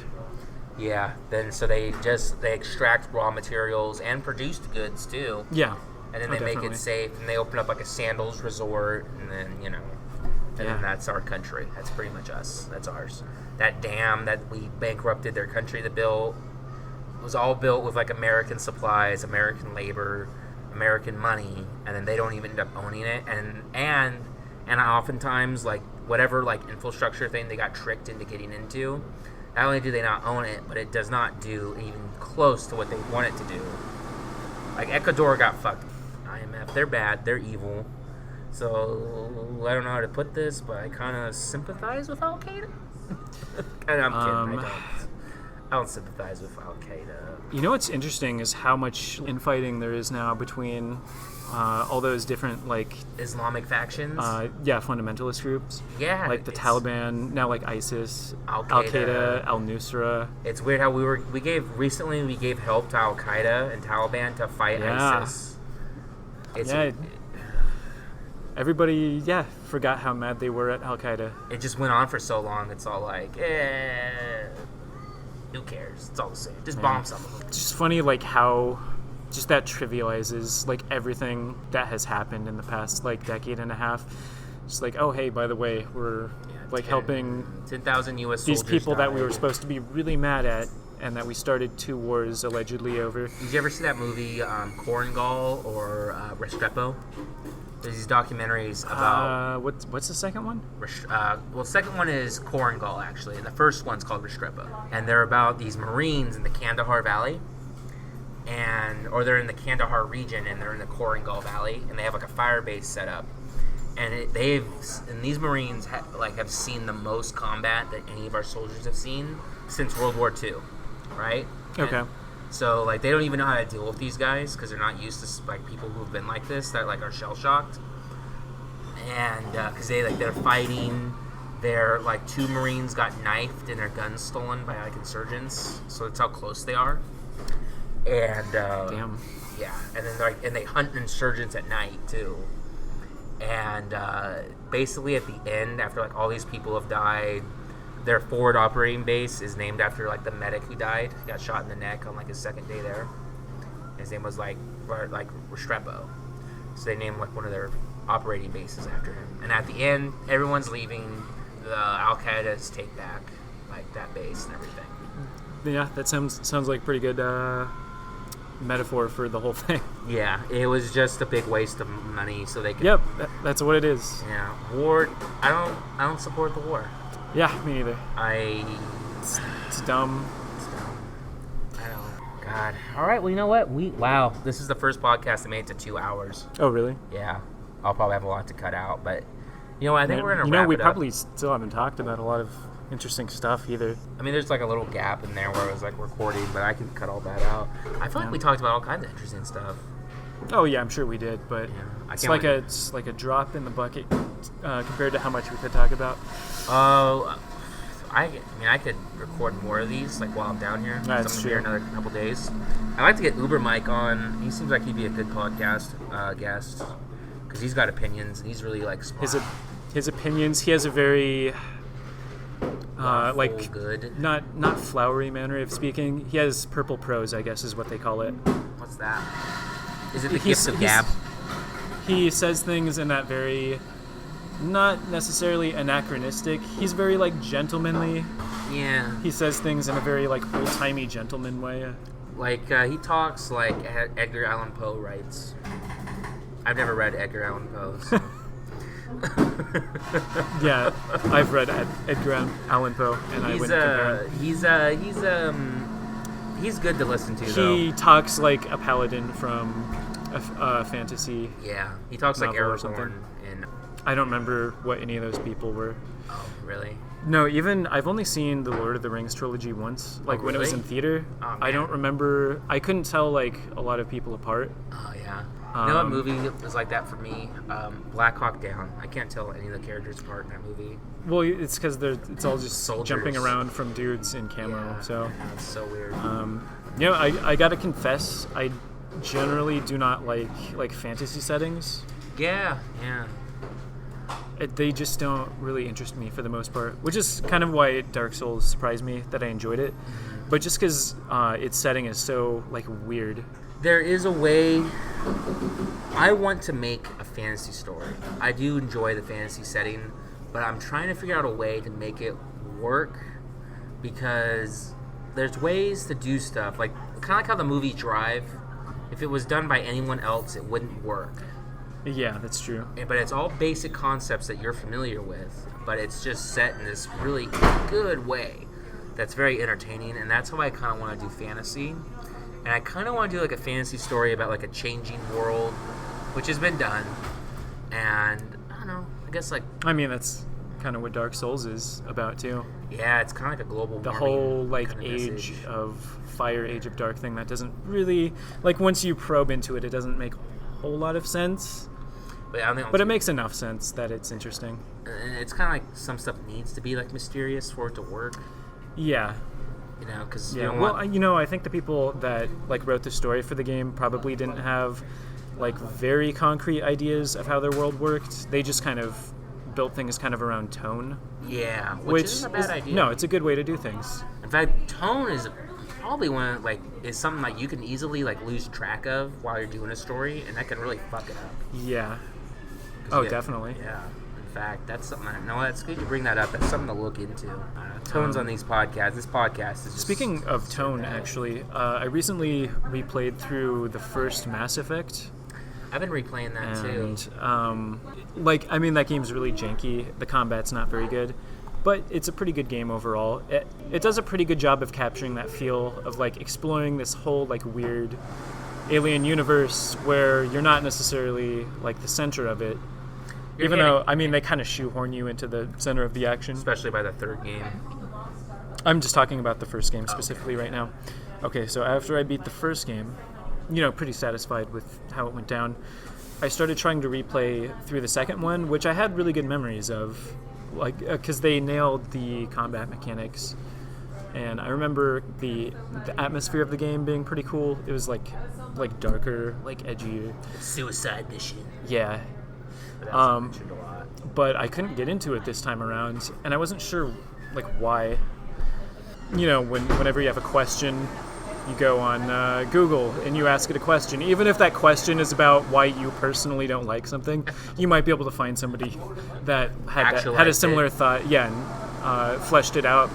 And I ended up reading this 50-part essay by a dude named Seamus Young about like what was wrong with like the latter two installments. Oh, did you send that to me? But it was really good, and it was basically that like it kind of threw out the big like Star Trek-y like I was about to say that. Thematic elements of the first game. The greater ideas kind of went out the window. Yeah, and it just turned into shooty guy McCorridor. Yeah. And, Gears of Effects. Yeah. What's another one? Those Uncharted games. I never played any of those. They're shitty. But well, the first one's boring. Like in 2006 when it came out, it was probably cool, but I don't. But yeah, the Mass Effect series just kind of lost itself. And I watched recently, because Mass Effect Andromeda just came out, and there's no way I'll ever be able to play it. I mean, maybe in many years, but like I can't play any games on my computer that were released after probably 2013. Even then, it's kind of touch and go. But so I was watching a Let's Play of Mass Effect Andromeda, and I was expecting it to be like really bad, and it seems a little better than I expected. But I can't shake the feeling that this premise of like setting off to a totally different galaxy, which like if you know the scale of the universe, like going to a different galaxy, that's not even like going to a different star, which in and of itself is impossible.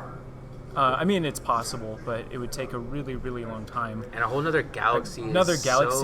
That's like many, many layers, levels of or orders of magnitude farther, greater than doing that. And so you only wake up 600 years later.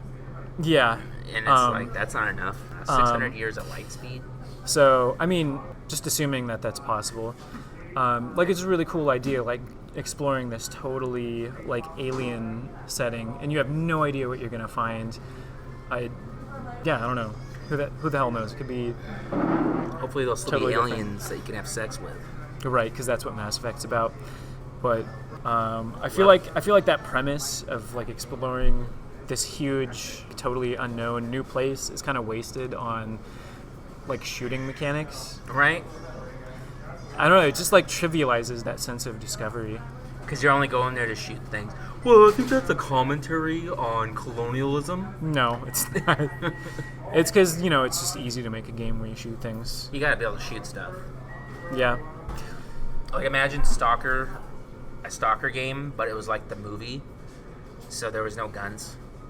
Or it's like the book. Yeah, you just throw in like bolts. Yeah, or in the book. And the anomalies might not even exist. Yeah, it could be in your head, and then it could be. In the book, it's so funny how like Red, the main character, laughs when the guy brings a gun. We should have another podcast devoted specifically to talking about Roadside Picnic. Yeah. That book is amazing. That is such a good book. Man, those communists were like pulling out some good books. Yeah, they did some good stuff. Well, I mean, Stalker, the film, was also by Tarkovsky, who is a Soviet filmmaker. Yeah, wasn't he like Czechoslovakian or something like that, I think? I can't remember. Yeah, he might have been. Yeah, that Stalker movie was good. No, it really was. Solaris is a good movie, too. Was that by him? Yeah. I have to watch Tarkovsky's just a good director. That's good. He should do... Well, he's dead now. But yeah, he died a while ago. Oh, yeah, because he was making movies in 1971 and he was still alive. Yeah, he died of some kind of cancer, I believe. So he just died of being old, I guess. Unless he died young. Basically, yeah. No, he wasn't very young. All right, he wasn't like super old, but he had like an inoperable form of cancer. So he was in that cancer age range. That sucks. Cancer sucks. Yeah, it really does. Man, but it's fucking Roadside Picnic. If you guys can find that on Amazon or on audiobook somehow, I mean, pick it up. I'm actually not sure if there's an audiobook version. Might be fun to record that. That probably. You know what? I've actually heard people bring up Roadside Picnic on a couple things. My ears have picked up. Okay, so then there probably is an audiobook format. Because, they didn't read. Yeah, some people. I don't know, the last book I've read. I'm just kidding. I they might have read it. I don't know. I read it. But, no, I read it too. I think I loaned it to you, didn't I? Yeah, I read it. It's really good. I've read it twice, actually. Roadside Picnic. Yeah, and it's not that long of a book either. No, it's not. And it goes by really fast. Yeah, and it's really interesting. Like the guy's daughter has like she's like covered in hair, And she's like regressing. Like Right. as she gets older, she just becomes like more and more like ape-ish. evolutionarily like primal. Yeah, 'cause she's like losing her ability to speak. And he got like and she has birth defects because he's been in the zone. Yeah. And it's really messed with him. Do you remember how Red, after like the first time he came back home, his like dead father just mysteriously showed up at his house? Yes, as a zombie, like knocking on But the just door. like But he didn't he care. started living there and like just sitting in his house. Yeah. And I don't remember if there was TV in the book. There might have been, but he was watching like TV or listening to the radio, and that's just like what he did all day. And yeah, he brings up And how he it's didn't- like it happens every He once didn't in like a while. talk. He wasn't like hostile or anything. He No, just he just- was there. Yeah, just walking And there's around. no explanation for it. I think that's the really cool thing about like the ideas in Roadside Picnic. My It's favorite just part it's so totally alien. is where him and his friend go into the zone again, and that spider web stuff gets on him, Yeah, and it's gone, and he's like, "All right, guess you're okay," and then he dies. And he that gets was in the actually at shower. the beginning of the book. Was it in the beginning? It was one of the scientists. Yeah. But yeah, he died of a heart attack like a week later. Because like the webbing went like when they got right back, he died in the taking a shower. And Oh, was it, like, right then? I think so. Because like this spider web went through his clothes and got on his skin and it killed him. I think that's what it was. He described it as and like you don't know why. no. That's kind of the point of the book, I guess, is that like we might encounter aliens via like technology that they left behind. And it's like an accident. Like the whole reason Yeah. why it's called like a roadside picnic. It's like if you have a roadside picnic and you leave like your KFC bucket around and all the Right. chicken, all the animals are gonna come around and pick at it. Well, we're the animals, picking at the roadside picnic. And I like how it describes yeah. how the zone got there. He's like, in 6 places all over the world, there's these zones. And imagine someone spinning the globe and shooting it randomly with with like a revolver. I was thinking like, oh, that's such a cool description. that is a cool idea. Yeah. I actually went back and tried to figure out where the other zones would be based on that description. I Nice. didn't really come up with much Well, in the book, it's in Canada. Yeah, the book itself was supposed to be in Canada, and you have I had a pretty good idea of where it was. I don't remember like what I based like analysis on, but I figured like another one was somewhere in like the Eastern Bloc. Right. I don't remember what else I figured out. Whatever. And in the game, it's really different. Like in the game, turns out like the whole Chernobyl deal, it wasn't a radiation leak. I don't know, what's the deal? Like the wish granter? Or I don't actually remember the story very they well like for Stalker. turn they like. Well, because invented- that's a game where like tone again takes precedence over like the details. If you like the tone of Dark Souls and you haven't played Stalker, get it on PC. It's usually pretty cheap. Play the first one since I think that's like the best Stalker game. They do kind of have a commonality in tone in that like they're both like these oppressive places that don't care about you. Dying worlds. Yeah. I think. Like a vanishing light, like a uncertainty and foreboding danger, And they don't care about you. and they don't care about you. That's the big thing. Yeah, you die. Oh, got a grinder thing. Just gonna let that work while we talk here about nothing. Wow, we're up to Man. 2 hours and 10 minutes. Yeah, we should probably wrap this up. All right, you know what? I think this was a pretty good podcast. Yeah, I'm looking forward to being on here again, possibly in the near future. We can Skype. I can do it over Skype now. So as long as you have a Oh decent man, internet connection. I'm trying to remember my Skype password. I haven't used it in so long. I had to use an account so old. It was Wolf Ninja Levi, which was when I was like 14 or 12, and I started using the internet. And I was like, "What's a good name?" I like Wolf wolves. Ninja. I wasn't like a furry Naruto fan, but I liked wolves and I like ninjas, and I'm Levi's. So, and if you ever Google that, you'll find some embarrassing stuff on Guy Online. I remember that.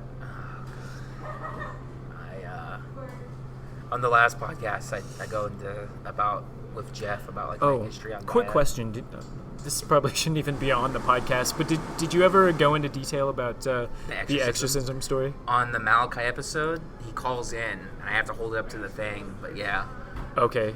Have wanna you put hear that that? one on YouTube yet? yeah, Okay, I'll listen to it when I get home. I'll just tell you when we're driving home. Well, Okay. I'll just tell it to you when we're driving home right now. Okay, I don't alright. need to go over on the podcast again.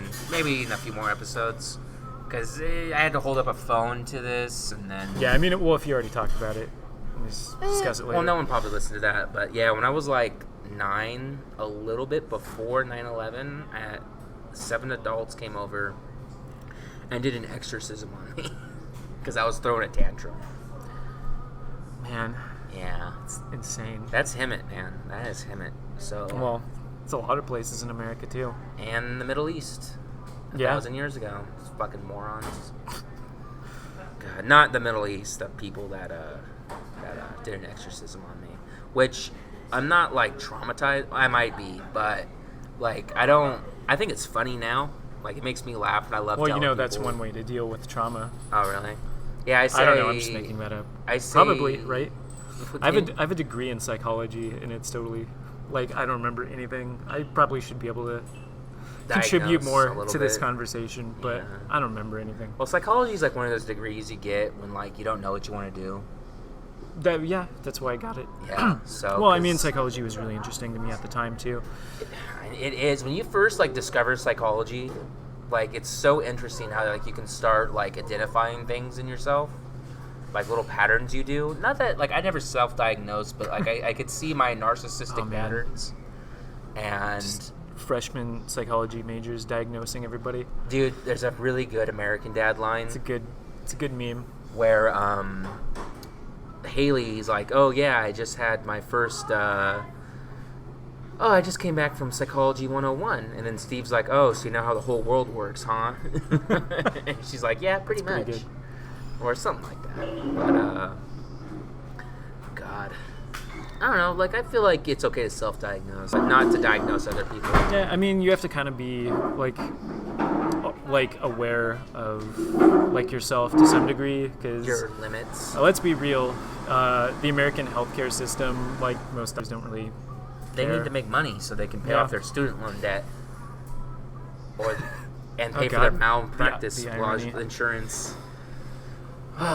So, we always leave on a depressing note here on Levi and Friends. Is that what this podcast is called? Yeah, the Okay. podcast with Levi and Friends. I couldn't think of a good name. I was gonna call it the Yeah. Iconicast. Like, No, that's that's stupid. That's Edgelord City right there. Yeah, or I was gonna call it like the Clubhouse, or fucked up shit with Levi, or every name is douchey, but I just like It could be like Leviathan, but like Thon is marathon. that's not a bad deal. Yeah. Nah, damn it. Oh well. I'm gonna be on iTunes pretty soon. I'm gonna get like an really? RSS feed going. I'm gonna get like a simple like WordPress site going, and then once I have like an RSS feed in a couple days, iTunes will approve it. And then I can just put it all on iTunes. I think it's probably a good time to leave off. Well, we have this big fan blowing. Yeah. You can all actually right. probably just leave like 3 minutes of fan blowing in. Yeah. And just like slowly fade it out. All right, take us out, fan. Play us out. They're just gonna let it keep going, and then I can extend it as much as I need to. Pretty good. Okay. Now, Oh, man. real fast. You have to pee, because I do.